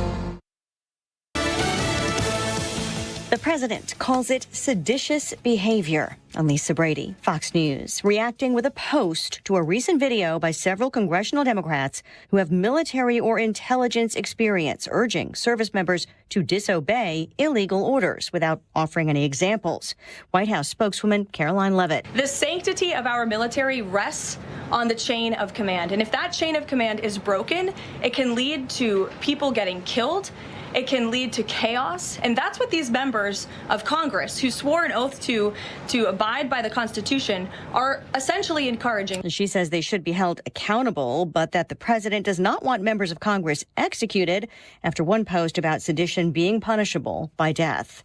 Another state could lose millions in federal funding as part of a crackdown on foreign commercial drivers. The Transportation Department is threatening to withhold nearly $75 million from Pennsylvania after federal regulators found the state illegally issued non-domicile commercial driver's licenses, or CDLs, to applicants whose legal status was not verified. Transportation Secretary Sean Duffy says the violations came to light after an ICE arrest of a suspected terrorist who reportedly received a CDL from Pennsylvania. The DOT is ordering the state to revoke the illegally issued licenses and fix what it calls serious failures in its CDL program. Fox's Carmen Roberts. Pennsylvania's governor has suggested Homeland Security has failed to properly maintain a database used by the states to check an immigrant's legal status. For the first time in decades, the Trump administration plans to open up new oil drilling off the California and Florida coasts. There's a plan proposing 6 offshore lease sales off the coast of California. The 5-year plan would also compel more than 20 lease sales off the coast of Alaska. America is listening to Fox News. So Pure Talk is offering unlimited talk, text, and data on a crazy fast 5G network for just $29.95 a month for life. Not your phone's life, your life. This top-tier plan is normally $65 a month, but if you switch today, you'll save over 50% every month for the rest of your life. You might say it's the deal of your lifetime. Just dial pound 250, say Mike Rowe. Offer expires 12/7. Some restrictions apply. Details at puretalk.com. The holidays mean more travel, more shopping, more time online, and more personal info in more places that could expose you more to identity theft. But LifeLock monitors millions of data points per second. If your identity is stolen, our US-based restoration specialists will fix it, guaranteed, or your money back. Don't face drained accounts, fraudulent loans, or financial losses alone. Get more holiday fun and less holiday worry with LifeLock. Save up to 40% your first year with promo code NEWS. Visit lifelock.com. Terms apply. Air Comfort Service, heating, cooling, and insulation, weather. A slow-moving storm system and a nice November rain on tap. Cloudy skies this afternoon, periods of rain, some storms around, 65 for the high. Tonight, periods of rain, 53. Friday, rain, spot thunderstorms, 62. Rain into Friday evening, but it's gone for the weekend. Sunshine and low to mid-60s all weekend long. This is 97.1 FM Talk. Chief Meteorologist Dave Murray. The Annie Frey Show is sponsored by Air Comfort Service Heating, Cooling, and Insulation. Time to get ready for cold weather and schedule your heating system check. Get not just your heating system, but your entire HVAC system checked for $19 a month with the Preferred Partner Plan. Visit aircomfortservice.com. Annie Frey, Ryan Wiggins, Brad Ray. That's us. That's right. Gotta love this American ride. What do you want from me? I'm not America's sweetheart. For goodness sake, kid. Keep your voice down. Your father's listening to the radio. I'm not America's sweetheart. This is the Annie Frey Show on 97.1 FM Talk. Well, I didn't know that was coming, Brad. I forgot that part was coming. I'm Heidi Harrison for Annie Frey today.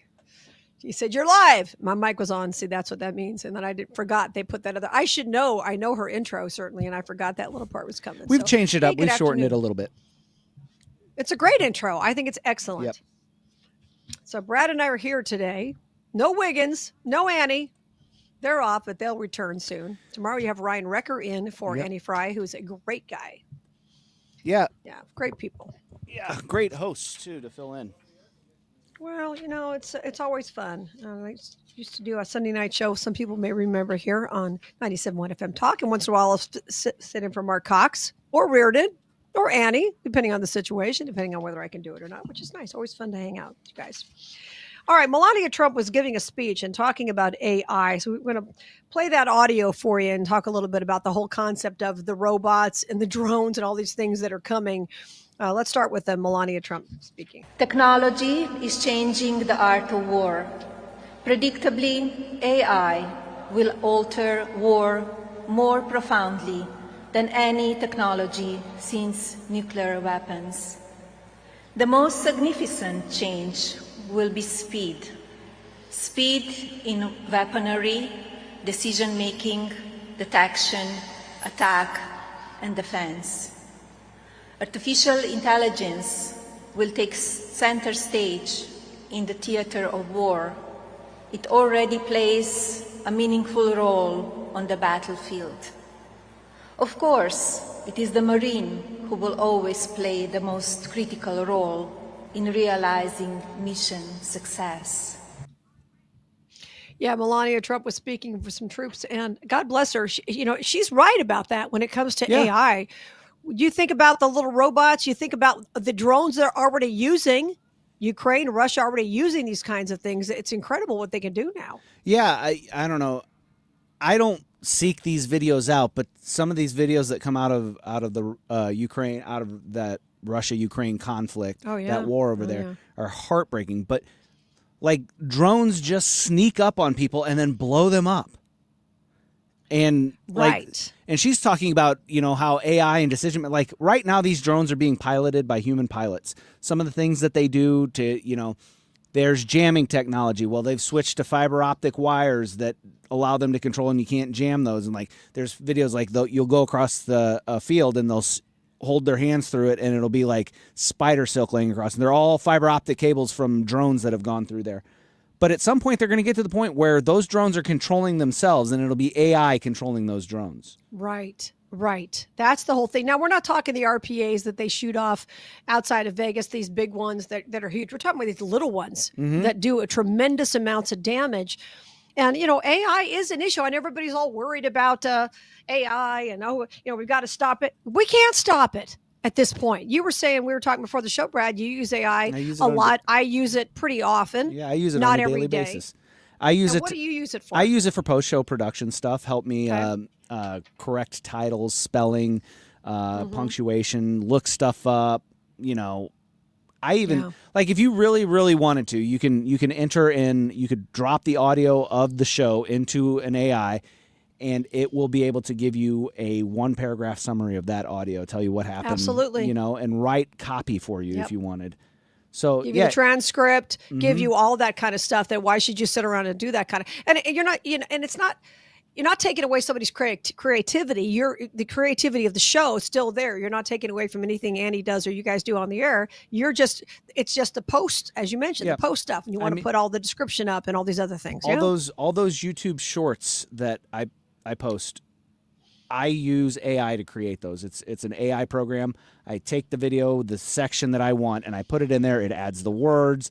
It works on like it does rough cuts. I have to go back in and kind of correct its homework, but it does rough cuts of the video, of the cameras, and all that other stuff.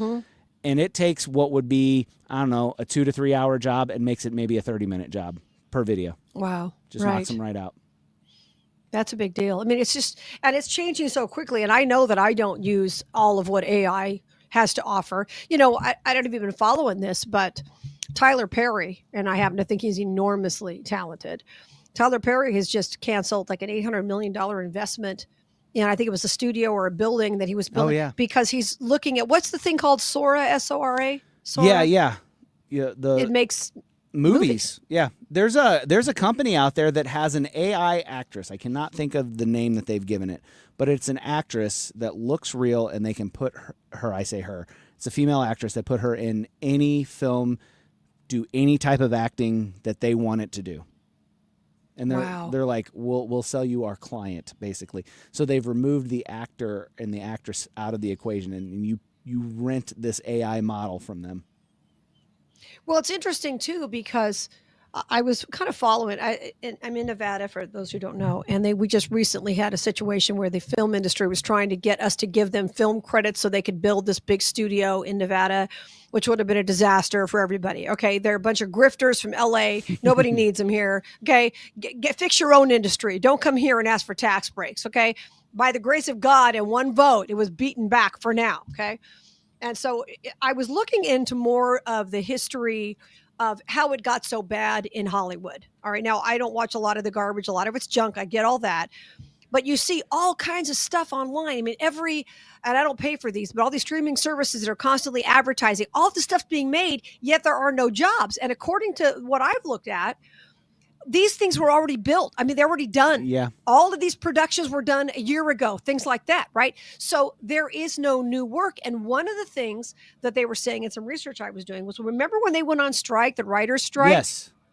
Remember that? Yeah. So when they went on strike, what it did is, my understanding, here, I'm not an expert on Hollywood, and I really don't want to be, but what they did is all of these production companies took that time to look and say, we really don't want to spend money on actors. We don't really, you want to be, snotty about it. You want to shut everything down for months on end because of the writer's strike. But we're not going to put up with that anymore. Robots don't complain. So and of course they were concerned about that.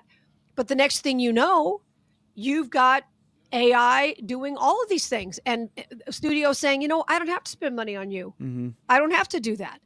Yeah. Well, and it's also my understanding too that that's like the main concern that the writers in that writers' strike had. Right. Was like, what protections are we going to put in place for us for when AI rolls around? Ryan Wiggins did a story on this yesterday or the day before where he was talking about how AI is writing short stories and they put a blind test up amongst people, and AI was actually writing the preferred stories. People would choose the AI written short story over the human written short story. Wow. Well, and sadly, you read your average news story anymore, and a lot of them prior to AI aren't written correctly. Grammar's not great, spelling's not great, all these kinds of things. And now AI's writing these things with a lot of accuracy. And I just don't know how you put the genie back in that bottle. I don't see how you do it. I am starting a new podcast. I have one I've been doing for a long time called Heidi Harris Show. Haven't done many lately because I was dealing with my mom who was sick for a long time. But anyway, find them on the Odyssey app. But I'm starting a new one that's not political here in a few weeks. And I have a theme song that I created for it that's done with the AI. Mm-hmm. And it's great. It has vocals and everything in it. Yeah.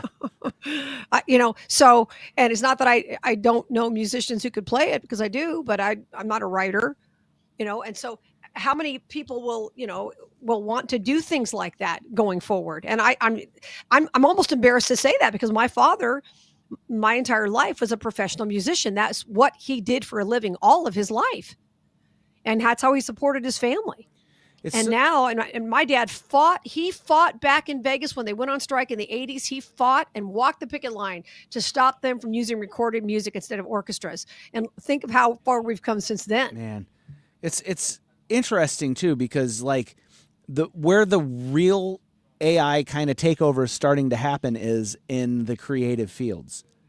And we and the thought was prior to this, like that would be the one safe haven. AI, a computer model, wouldn't be able to create art. It wouldn't be able to write songs. It wouldn't be able to make music.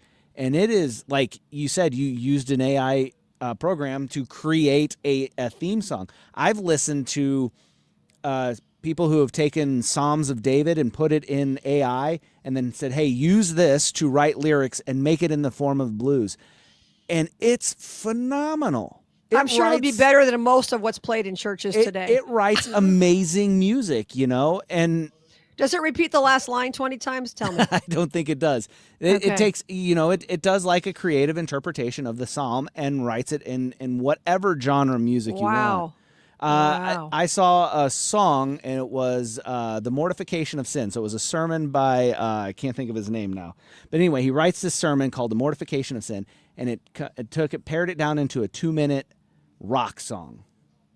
Wow. And it made a great song. And you're like, what is you're blown away. But like the creativity of it, and we're barely scratched the surface. I don't think that AI is going to replace humans, but man, it is going to change the world in ways that I don't think we've comprehended yet. Well, and when you look on, for example, when you look on social media, I took a screenshot of this the other day. If you've ever tried to type in the word God and misspelled it just because my fingers, I've got fingernails and I don't always hit the buttons in the right place, right? So I'll put GID or something like that, right? And when you do that, you know how it gives you options for what you really meant to say? Never does it ever say God. It's ever. wild, right? It's right. But that's but that's a concern, because these same anti-God tech people are the ones in charge of AI. Now, I don't talk to the AI person that I, whatever you want to call it, that I use. I don't have philosophical discussions. I'll say, can you create a graphic for me about this? Mm-hmm. Can you, what about this? I asked it the other day I was going to put a backsplash in my camper, and I need to put it, but where I live, it's so hot in the summer, anything you peel and stick will peel right off in the summer inside your camper, right? So I'm like, what kind of adhesive will hold up? Gives me a whole list. I mean, that is handy. Mm-hmm. But having a philosophical discussion or discussion about God with AI, that's how people go down the rabbit hole and wind up killing themselves. And there have been situations where people have done that because the AI thing is feeding off of them. That's when you got to go, wait a minute, it's not a person I'm talking to here. Yeah. Yeah, no, you don't look for them to write your sermons. Well, right. Don't look for them to give you any kind of truth other than what kind of adhesive can stand up to 120 degrees. Well, and then the other side of that, it's still a machine. It's ones and zeros, and what can ones and zeros know about things of a spiritual nature? Nothing. It's different. Right. It's different topics. It's different realities. Right, exactly. On the message line, somebody said, yeah, I only ask AI what is. I don't ask for an opinion. Exactly right. That's what it comes down to. But there are people who will talk to it like it's their buddy, and that's when you wind up in problems. It's like anything else. It's like any tool. It can be scary if you use it the wrong way, or it can be helpful if you use it the way we use it. Right. But it's here to stay. It's not going anywhere, and it's going to take more and more Hollywood jobs. That doesn't make me cry too much. To be honest with you, I feel sorry for these people. I'm sorry. Is that me? I guess it is. I'm Heidi Harrison for Annie Frey.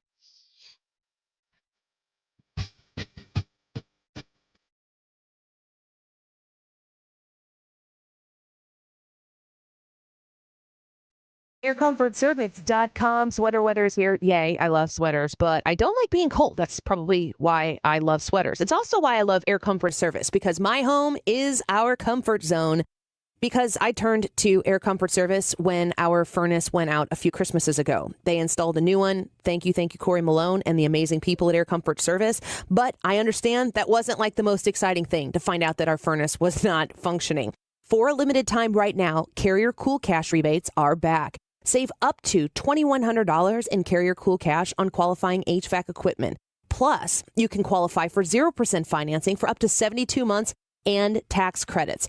55 years of award-winning service right there at your fingertips when you dial 314-513-0091. 314-513-0091. Reach out to Air Comfort Service Heating, Cooling, and Insulation for your furnace repair for the rebates today. Online at aircomfortservice.com. You've got your whole life ahead of you, so choose a Medicare plan you can count on. And that's what you get with a Medicare Advantage plan from United Healthcare. With more than 45 years' experience serving its members, United Healthcare has plans with low monthly premiums that fit your life today and as your needs change tomorrow.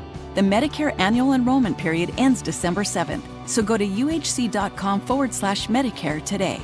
United Healthcare Medicare plans. It's Medicare coverage Missouri can count on. Well, the holiday season is here, which means that the new year is upon us. And I want to talk to you about the Lutheran schools in the area. And I specifically want to talk to you about the Lutheran Elementary School Association, LISA, if you will, with an E. If you go to lisastl.org, you can learn about the 34 elementary schools that are in the Lutheran system here, the Lutheran Church Missouri system, Synod system here in the bi-state area.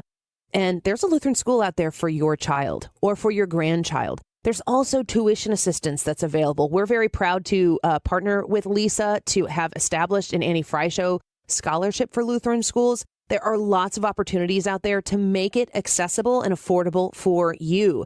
They have special education in most of their schools. They support IEPs and special needs. But what you are looking for is a unique private Christian schooling in an environment that you can trust to hand your children over and know that they're going to come back enriched at the end of the day. If you want to learn more about a Lutheran school near you, visit them online at lisastl.org. Welcome to Coffee House. How are you today? Hi, great, thanks. May I get a sea salt caramel latte with almond milk, extra caramel, extra shot, iced, Gross. and to go, please. Did you get all that? No, I was just ringing you up for all the extras. Can you repeat your order, please? Oh, never mind. I'm just gonna go. Stop paying extra for extras. Get fancy coffee without the fancy coffee price at Quick Trip. Raise your coffee bar. Swapping out your tires? There's nothing like it. With eBay, you can find the feel you're looking for, from smooth highway rides to grip for rough terrain. Get all the tires you need at prices you'll love. eBay. Things people love. Annie Frey, Ryan Wiggins, Brad Range. It's the Annie Frey Show.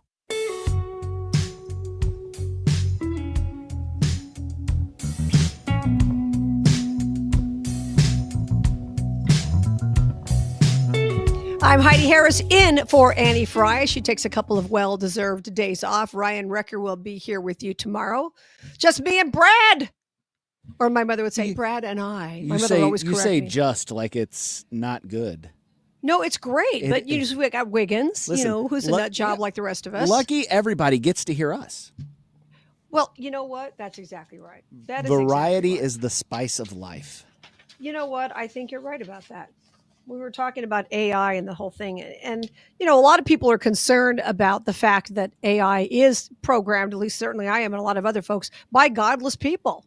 I mean, and here's what I still want to know. Who's Durant? If you have an iPhone, you try to type in doesn't, and it always comes up Durant. That's got to be some, right? I've never had, my iPhone has never autocorrected to Durant. I don't, it's the weirdest thing. I don't even know anyone named Durant. Anyway, but when you have godless people who don't like you talking about that kind of thing, and that happens on X too. It happens on X. It happens when you're texting. These are godless people. And who knows what they're going to do with AI, the way they're going to program it to have people, here's the scary thing that a lot of people are very concerned about. And when I say scary, I don't mean that I'm walking around in terror, because Brad and I know who wins this game. Yeah. We've seen this movie. We know who wins at the end of the book. We've right? read the book all the way to the end. Read the book all the way to the end. We know we win. But that doesn't mean that bad things won't happen between now and then. Yeah. Right? A lot of people are concerned that AI could start a war. In other words, somebody puts a video online using Trump's face, Trump's mouth, whatever, and says something that starts a war. And that is possible, or somebody else. Man, I'll tell you what, they're already doing this on Facebook, on different social media platforms with ICE. They're posting fake videos, AI-generated videos of things going really wrong with these ICE raids and these ICE arrests, stuff that isn't happening. And they're like, I don't know if you go on Reddit or if you've been on Reddit, but there are all sorts of people keyed up on Reddit. Like, look at how these fascists are treating these people. And it's like, this isn't even a real video. This is a fake video. So yeah, I mean, it's not necessarily AI that's causing the war, but it's people using AI to stir up trouble. I mean, how do you get a group of people riled up? And you know what? I'm not even here to say that it's the left or the right that's doing it, because what our adversaries in the world want is conflict within the United States. That's right. They want us at each other's throats, and if we're at each other's throats, then we can't stop them from doing whatever it is. So I'm looking at your Chinas, your Irans, your Russias, any country that you would think, I want the United States to be in utter chaos, that's who's stirring stuff up.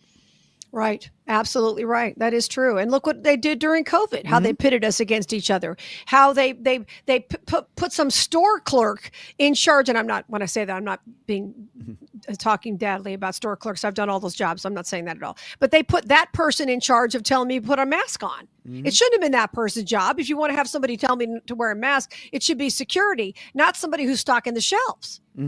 But that's the kind of thing that happened. And I mean, this is the kind of thing they did in Nazi Germany, and they've done it throughout human history. Get us to turn on each other, and that keeps us busy. And then because government can't be everywhere.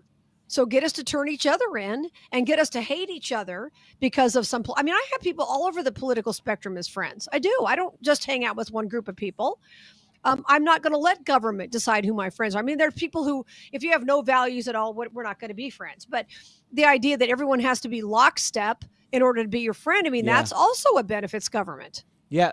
And you talk about lockstep. I think of purity test. You aren't really the one that bothers me is MAGA. You aren't really MAGA if you don't believe A, B, C, and D. And it's like, we've built a big tent party. That's how Donald Trump won the election in 2025, by building a big tent party. There is room for freedom of thought within the MAGA tent. Let those ideas come out. Let them be debated. Let the bad ones be left in the dustbin of history. Right.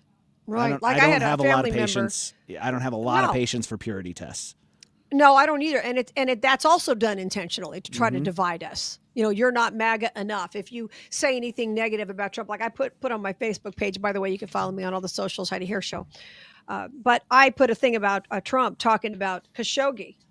He's got the Saudi Arabian Prince Band-Aid, whatever his name is. Just kidding. That's what I call him all, Prince Band-Aid. He's meeting with him. I can't. I just, because I'm funny, and I just do. But okay, and that just doesn't that cover all of them, the whole category? I don't know. So Prince Band-Aid's in the country, and then Trump is talking about Khashoggi and basically saying, "Oh well, things happen. He didn't really know about it." Yes, he did know about it. Okay, And I'm posting on Facebook, don't lie about it. Now, I voted for Trump 3 times. I'm glad he's my president instead of Biden. But you have to be intellectually honest and say, that's wrong. You can't say Prince Band-Aid didn't know about Khashoggi getting murdered. He knows everything that goes on in his country or anything involving his country. He knows all about this. So anyway, I don't want to yell and scream about that. But yeah, but there are people who will do that, won't they? If you say anything Trump's done wrong, oh, you're anti-Trump. No, I am not anti-Trump. Well, and that's the accusation too that flies at you from the left. It's like, oh, you're just a Trump sycophant. No, listen. Yeah. Don't misunderstand me liking the majority of what he does for me being in agreement with 100% of what he does. There is not a person on the face of this earth that I'm 100% in agreement with on anything. And it's such a belittling standard to say about somebody. It's like, oh, you don't have your own thoughts. You just do whatever he tells you. That's what they want to say. Donald Trump doesn't tell me to do anything. But Donald Trump is the one that ran for office that is most like my views, which is why I voted for Donald Trump. Right. And the people who, I have my oldest friend since junior high, actually since about 7th grade, is black. Okay. Now, not that matters, but she and I disagree on politics and things like that. Here, the race is coming into it, guys. Just stay with me. And we had a conversation. We've been friends literally for decades. And we don't agree on politics, but I love her to death. She's my oldest friend. And so we were talking a while back, and she said, well, Donald Trump's, he's a racist. And I said, okay, I'm listening. Dun, dun, dun, dun, dun, dun, dun, yeah. Dun, dun. Nothing. Crickets. I'm waiting. I said, I'm listening. Maybe I missed something. Tell me how he's a racist. She could not back it up. I still love her. She's my friend forever. And she's going to be my friend forever. But the idea that you just throw these things out there with no proof whatsoever, but this is what government wanted you to do. I have a relative who was pretty nasty to me during COVID because we had different attitudes about shots. And I have chosen to get over it, move on with it, and have him back in my life because I love him and value him as a human being. And I'm not going to let government win and tear me apart from somebody I do love. Yeah. That's when you're letting government win, when you decide to allow this kind of thing to divide you, I think. Yeah. Oh, yeah. And that's, a divided populace is an easily controllable populace. That's right. So, yeah, it's okay to ask questions. It's okay to have difference of opinions. But again, like you said, at the end of the day, especially with Thanksgiving rolling around and you're going to go see the families and you're going to have family members that are diametrically opposed to you politically. But they're still your cousin. They're still your aunt. They're still your uncle. They're still your brother. They're still your sister. Just bring a lot of wine. Have some before you get there if you have to. Have a lot of wine. And just keep the sharp implements in the hands of just one person. Just remember that they're family and that you love your family. Right. And your political views do not prove you as moral or immoral. They're your political views. That's it. Absolutely. You have to decide whether you're going to love somebody or not. And if I don't like you, it's because you're a jerk, not because you're a Democrat. That's how I roll. I'm Heidi Harris in for Annie Frey. Baby, do you ever wonder whatever happened way back when? When it comes to affordable term life insurance, everyone's whistling the Big Lou tune. If you're over 50, maybe a bit porky, or have type 2 diabetes, $1 million of term insurance may only cost about $200 a month. Even if you're not in perfect health, call Big Lou, because he specializes in finding big chunks of affordable term life insurance for just about everyone. Don't let diabetes or other health glitches keep you from owning $500,000 to $1 million or more of term life insurance. For affordable term life insurance, call Big Lou. Don't hesitate. Call 800-700-6898, 800-700-6898, or visit biglou.com. Call Big Lou, don't hesitate, 800-700-6898. Call Big Lou, don't hesitate, 800-700-6898. Visit biglou.com. Are you looking for a podcast about pro football that doesn't put you to sleep with an avalanche of analytics or insult your fandom with brainless hot takes? Well, hi. I'm Dan Hansis. And I'm Mark Sessler. Oh, hi, Mark. And we're the hosts of Heed the Call, the NFL podcast you've been waiting your whole life for. Heed the Call covers every game, every storyline, everything that matters, and we do it all with a touch of mirth. Football is fun. Why shouldn't your football podcast be the same? Follow and listen to Heed the Call NFL podcast wherever you get your podcasts. You're listening to Leaf Filter Radio, and the guru of gutter protection himself, Chris Cunahan, is here to take your most pressing leaf-related questions and bring you a special Black Friday offer. Hey, everybody, Chris here. I understand we have Ron on the line. Ron, where are you calling from?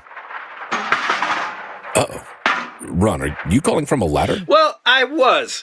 I wanted to ask Chris what I need to do to get my gutters ready to have leaf filter installed. Oh, Ron, you don't have to do anything. A Leaf Filter Trusted Pro will come out and clean out your gutters, realign and seal your gutters, and install Leaf Filter, America's #1 gutter protection system. So I didn't need to get on this ladder? Ron, Leaf Filter Trusted Pros are in your neighborhood and ready to help. Just visit leaffilter.com/radio to schedule your free gutter inspection and get up to 30% off. Thank goodness. What was that site? That's leaffilter.com/radio. And now, as a special Black Friday offer, you can get a free gutter inspection, plus up to 35% off. This is our best offer of the season. Unlock it now at leaffilter.com/radio. See representative for warranty details. Guys, it's time to take charge of your health with my friends at Victory Men's Health. Mark Cox here. I already love what they do at Victory. They do hormone optimization, sexual health, weight loss, even vitamin deficiencies. Now they're offering specialty cardiovascular testing and even early detection cancer screening. Visit them at one of their 4 great locations, now in Sunset Hills, Town and Country, O'Fallon, Missouri, and O'Fallon, Illinois. Tell them Mark Cox sent you. Go to victorymenshealth.com. Well, it's that time. If you were listening, waiting to get Guns N' Hoses tickets, now is the time to call in and get those. We're going to give them away to caller number 7. The call-in number is 314-241-9797. Call in to win 2 Guns N' Hoses tickets for next Wednesday. That number again is 314-241-9797. Caller number 7 will win the tickets. Good luck. The time is 2:33. This time check is brought to you by Jerry Kelly Heating, Air Conditioning, Electrical, and Plumbing. It's time for a $98 furnace tune-up. Real talk, today's issues. 97.1 FM Talk, St. Louis Conservative.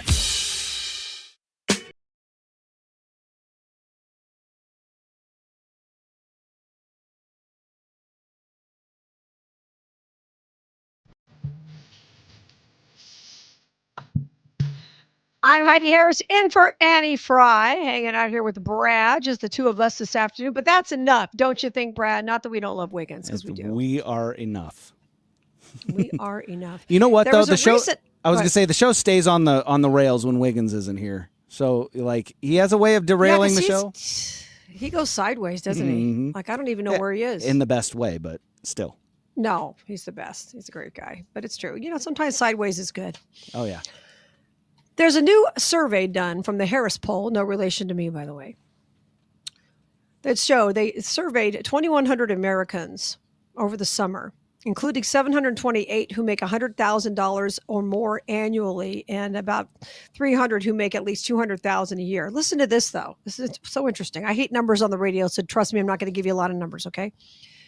But members of this 6-figure earning class tended to agree that they're in survival mode. Oh, that's survival mode, making $100,000 a year. But listen to this. The survey found, and this shocked me the most, the people who use the buy now, pay later are the people who make 6 figures for the most part. Did you know that? I did not know that. I've never used one of those things. You know, the buy now, whatever. What are the things called? Not putting it down for people who do it. What? 6 months, same as cash, that sort of thing? Yeah, or there are different little apps that you can use where you just buy now, pay later. I can't think of what they're called. Okay. But, you know, pretty much anything you buy, you'll look and you ignore it if you don't use it, but you'll see it at the bottom. And credit cards are the same way. But obviously these buy now, pay later things are becoming a big deal. But they're saying they're barely getting by, and they're putting expenses on a credit card when cash is tight. And here's the crazy thing. And by the way, once again, we're talking people making 6 figures, okay? 100 or 200,000 or more. 44% indicated they feel one unexpected bill away from financial chaos. I would believe that. I would. But these I are would people absolutely. making, right? Yeah, I mean, yeah. yeah, you're making 6 figures, but housing is up. Housing is way up. Rent is way up. I mean, don't underestimate what happened with that 9% interest year over year from the Biden administration for several months. That you know, that has a way of eating into your savings account. And I would also venture a guess to say that not a lot of people actually think about putting away money from a paycheck for savings for a rainy day. They don't think about that. So it says $100,000, but if you're living paycheck to paycheck, all it takes is one unexpected expense, especially if it's a medical expense where you have to miss work and you run out of sick days or something like that. Yeah, doesn't take much to offset the apple cart whenever you're balancing on a knife edge. That's true. I saw a video the other day. The guy on the Dave Ramsey show, George, one of the guys who sits on the desk with him and talks. Yeah. Okay. He went down to Disney World and he was talking to people about their debt. Mm-hmm. Now, Disney World, I don't know what it costs per day. Probably a couple $100 per kid per day. Depends on what you're doing. And that's before you get an ice cream cone or whatever else, right? Just to get in is expensive. And then, there's... Yeah. Well, you know why Mickey Mouse wears gloves, right? Why is it? So you can't see his fingerprints on your wallet. So, it's expensive to be at Disney. Yes, it is. So so if you were at Disney, if you were going to be there, would you not, I'm just saying, if you had car payments that were, you ready for this? I was shocked. $1,200 a month. Yeah. And you were an average person, where would you be in Disney World? Well, of course, because I deserve this. I need this. I mean, we've been talking about it all show. I mean, we've talked about it in the instance of health insurance and food security, and then you get to the theft in Home Depot. That attitude is pervasive. I know I can't afford it, but I'm so stressed out from what I'm doing that I have to go do this anyway so I can relax. So true. That's how I justify it when I get off the air and go right to a fast food drive-thru. Get you some McDonald's. Get them chicken nuggets. I'd something because I say I'm too tired to cook. I just taught for 3 hours or 4 hours or whatever show I'm doing, and I'm too tired to cook. I deserve this. I'm hitting the drive-thru. I'll deal with it later. That's what I say to myself. Yeah, exactly. I'll deal with it later. Buy now, pay later. Right. Buy now. That's true. You buy it now and you do pay later. Your health and everything else.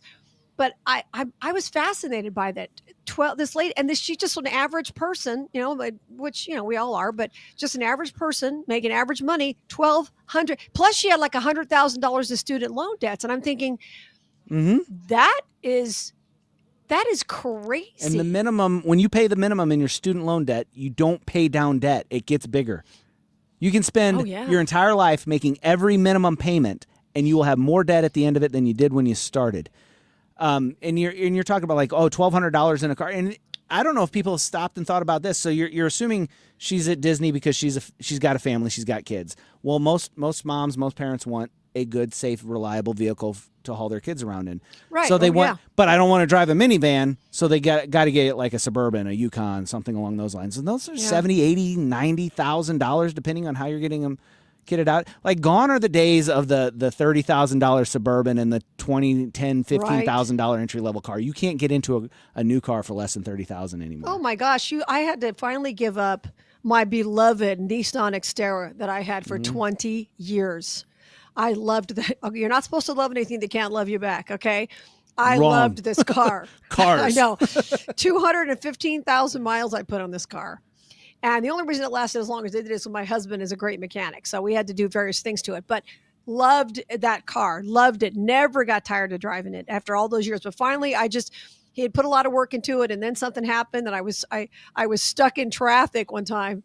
And I'm sitting at a light. And all of a sudden, the car just shuts off. And I went, and I had my dogs in the car, no leashes, just running a quick errand. And I'm like, what? My car just shut off? I'm like, okay, I'm done. I am done with this. Okay. Yeah. So sold it. My husband fixed that problem. And I at the time my mom was sick in California, I had to make a lot of drives back and forth. So I had to get something reliable. Broke my heart. Love that car. Still wish I hadn't sold it. But the point is, to buy that car today would be $60,000. Yeah. That, and to get the car I bought now, I like, it's okay. It's not my Xterra. It was raining in Vegas the other day, puddles everywhere. I'm like, where's my Xterra? I love driving through the puddles real fast and, walls of water. I can't do it anymore. And I'm just like, okay.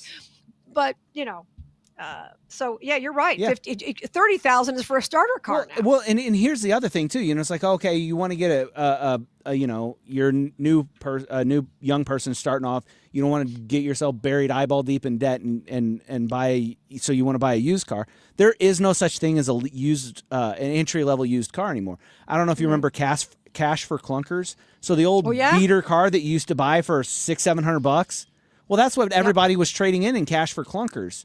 Anything nice and worth of value, people didn't trade that in. They traded in the stuff that was like the starter cars, and it removed, because like whenever it got traded in, it went to the dealership, and the dealership had to destroy the engine. They dumped something in it while it was running, and it just grenaded the whole engine so that you couldn't use it anymore. And then it went to the crusher, and it was smashed for scrap metal. It removed hundreds of thousands of cars off the market that would have flooded it. And so even used cars are expensive now. No, that's a great point that you make, because I have a friend who owns a couple of car lots, and he owns used car lots. So his customer is just the average person who may or may not have great credit, a lot of income, whatever. He's a very ethical person. He's not one of those ripoff guys. Been in the business for years.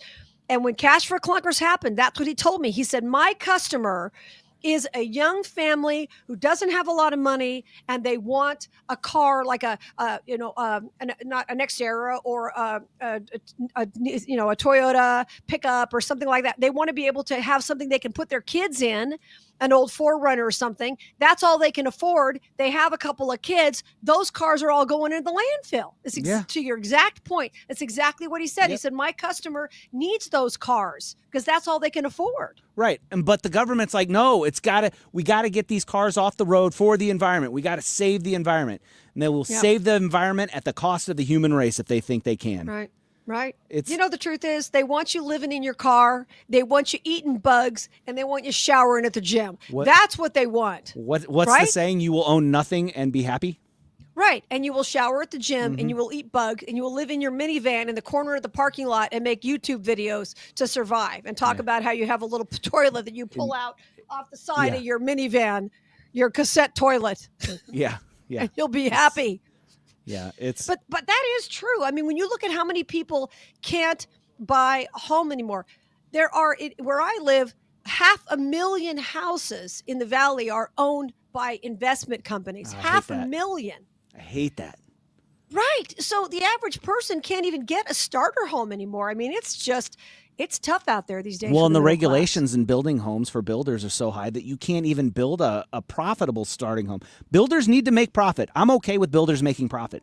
But like in Illinois, every new construction is required to have an EV charger installed. The grids in these neighborhoods that they're building them can't handle EV chargers for every home. But J.B. Pritzker signed a law saying that you've got to have that in there. That's one more added expense. One more thing, So every neighborhood, Pritzker signs for every neighborhood where there are new every homes? new construction has to have that EV charger in it. Wow. In every house or like at the end of the street? Or how does that work? Every home. Every single home in that neighborhood has to have an EV charger. Wow. And they never stop, do they? No. But why are they doing it? Well, it's for your own good. We will save this environment come hell or high water. Right. And they're running people out of homes. They're running people out of lives. They're making life impossible. They are. Young people a lot of them don't even dream of owning a home. They've just kind of given up on all that. Average age of new home ownership is like 40 now. Something like that. Yeah, I looked it up the other day. I can't remember off the top of my head, but yeah, it's higher than it's been in a very long time. Because young people are like, I can't afford this. It's sad. It's done intentionally. This isn't an accident, folks. It's done intentionally, and that's unfortunate. I'm Heidi Harris in for Annie Frey.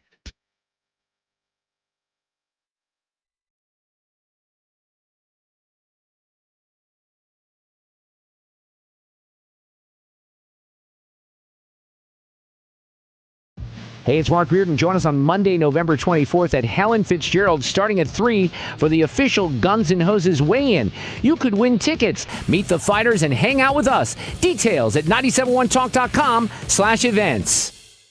So Thanksgiving, it's almost here. Ruler Foods has everything you need to make it delicious while stretching your holiday dollars. RulerFoods.com. You can always go to rulerfoods.com and see whatever savings they have special on top of the normal shop at Ruler Foods, and you're going to save money specials that they have. Right now, Kroger frozen turkeys, a 10 to 20 pounder, just 49 cents a pound with a limit of 2. You can stock up on 12 packs of Pepsi or Coke products at buy 2, get 2 free prices with a limit of 8 and those fluffy, delicious mashed potatoes for the holiday dinner coming up. A 10-pound bag of Kroger russet potatoes, just $2.99. You can celebrate Thanksgiving with all the friends and family around the table and provide a wonderful, delicious holiday meal for less. Stress less and stretch your holiday dollars at Ruler Foods. If you want to, you can schedule a delivery and have those savings shipped directly to your door. When you visit them online, you can send that delivery from rulerfoods.com. Gain peace of mind that your flooring and carpet installation will be done right the first time when you hire the experts at Michael's Flooring Outlet. They give all their clients attentive personal service, even bring toys for the kids of the household. It's a family-owned and operated business for 25-plus years. They make sure you make the right choice for your home. So if you have carpets or hard floors, you're going to be happy for years to come. 3 convenient locations in St. Charles County, 116 Main Street, in Old Town St. Peters at Mid-Rivers and Highway 70, in West County on Olive, and the store in Darden Prairie. Michael's Flooring Outlet, igotfloor.com. Support our first responders at the 38th Budweiser Guns N' Hoses, presented by Stiefel, Thanksgiving Eve at Enterprise Center. Go to gunsandhoses.com to get your tickets today. The best holiday party in St. Louis. It's go time. It's Tom Ackerman for Ophthalmology Associates, the doctor's doctors, 314-966-5000 or online at youridoc.com. You're listening to The Annie Frey Show on 97.1 FM Talk, St. Louis Conservative.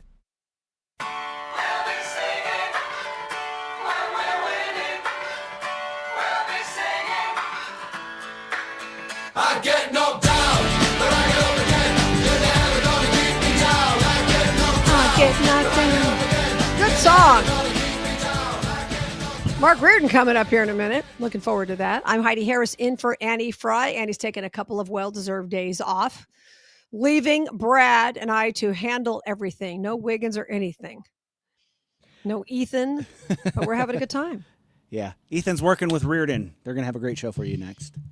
Oh, fun. Okay, great. See, Ethan used to be my producer on Sunday nights, but I'm glad he's just doing so well with the sports announcing. He really is. We talked about that earlier, but he's just so talented. It's nice to see people get into something that they're really good at and find it really early in life. Took me a long time to figure out. Sky's the limit for him. A lot of things. Yeah, it is. It's going to be. I'll tell you what. It's going to be really cool whenever he's calling a game nationally or something like that, and I'm like, hey, I used to work with that guy. He was awesome. Oh, I know. Exactly. Herb Street watch out, Herb Street, because he's coming for your job.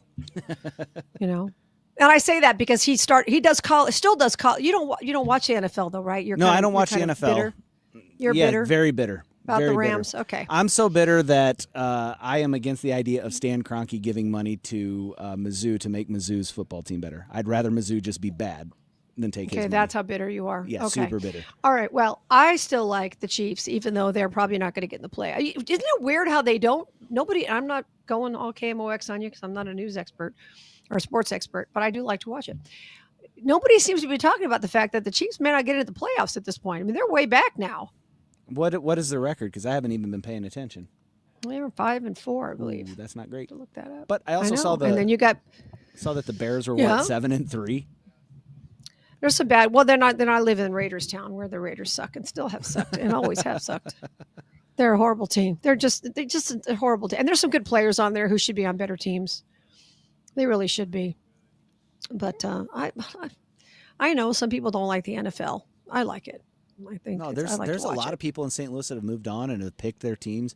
They've gone to the Bears or the Chiefs or wherever. I mean, every now and then we broadcast Chiefs games here on 97.1. I don't know when the next time we're going to do one is, but usually whenever there's a conflict between Cardinals and football, we'll get the football game.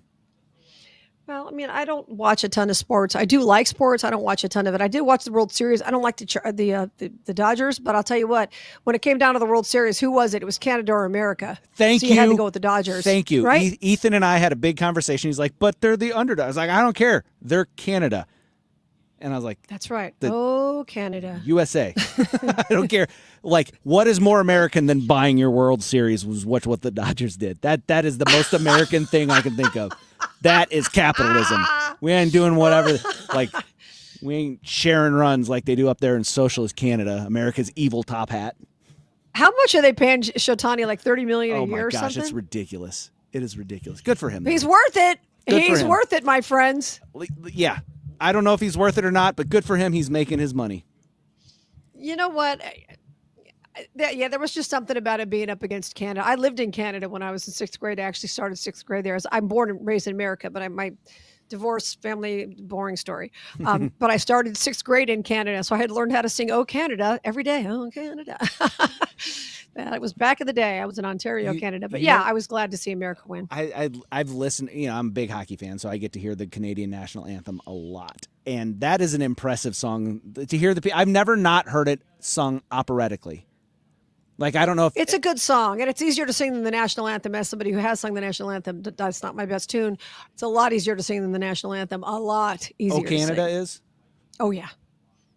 Much easier than our song. Yeah. Well, as somebody who can't sing, they're both pretty hard. Well, oh, come on. Have a couple beers and hit the karaoke bar. Of course you can sing. No way.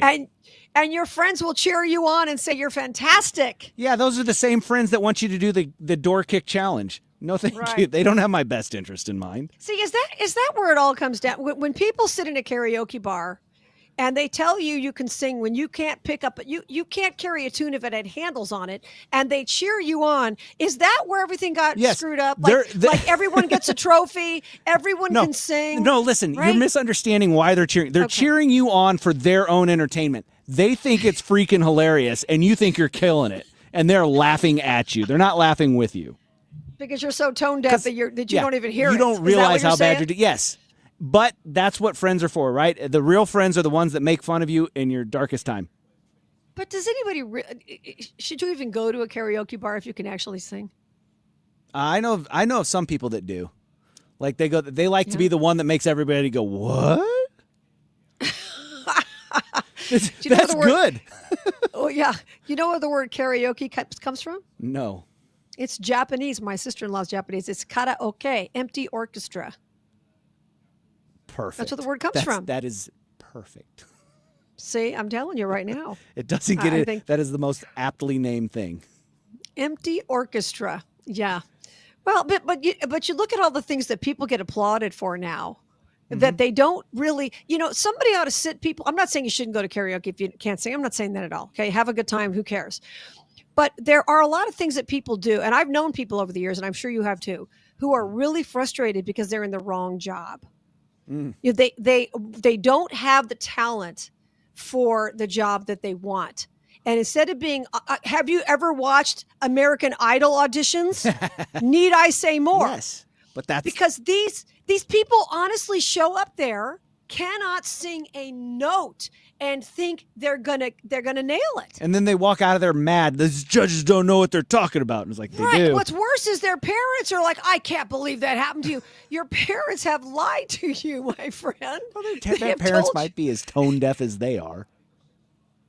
Right. That must be it. But you know what it is? It's all about the self-esteem movement. This has all started like in the 80s with the we want children to feel good about themselves, right? We don't care whether or not they've actually, you should feel good about yourself when you accomplish something.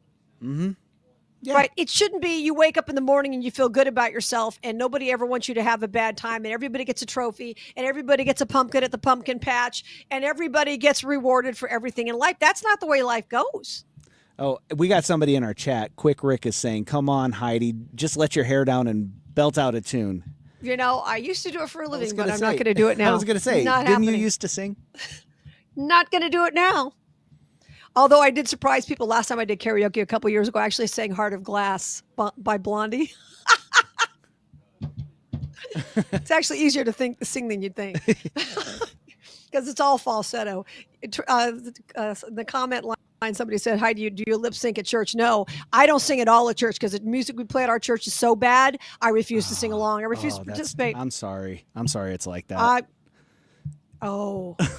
Repeat the same line again and again and again. You are holy, holy, holy. You are holy, holy. I'm holy out of this room in about 1 second. 7-11 songs, 7 words, 11 times. Yes.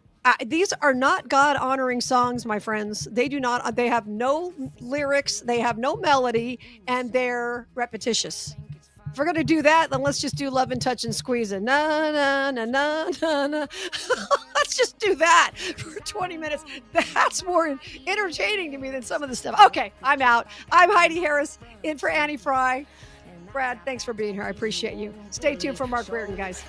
Jams, kick up soul, pour another glass of that rock and roll. Turn up the band, find the hole, gonna lose control tonight. What do you want? It's time now for today's Spotlight on Money. Numerous studies over the years have said that disagreements about money are the number one source of arguments in a relationship and one of the leading causes of divorce, regardless of income level. Ed Jertson, founder of the Engage Wealth Group in Chicago, says you can avoid that strife by having a stress-free conversation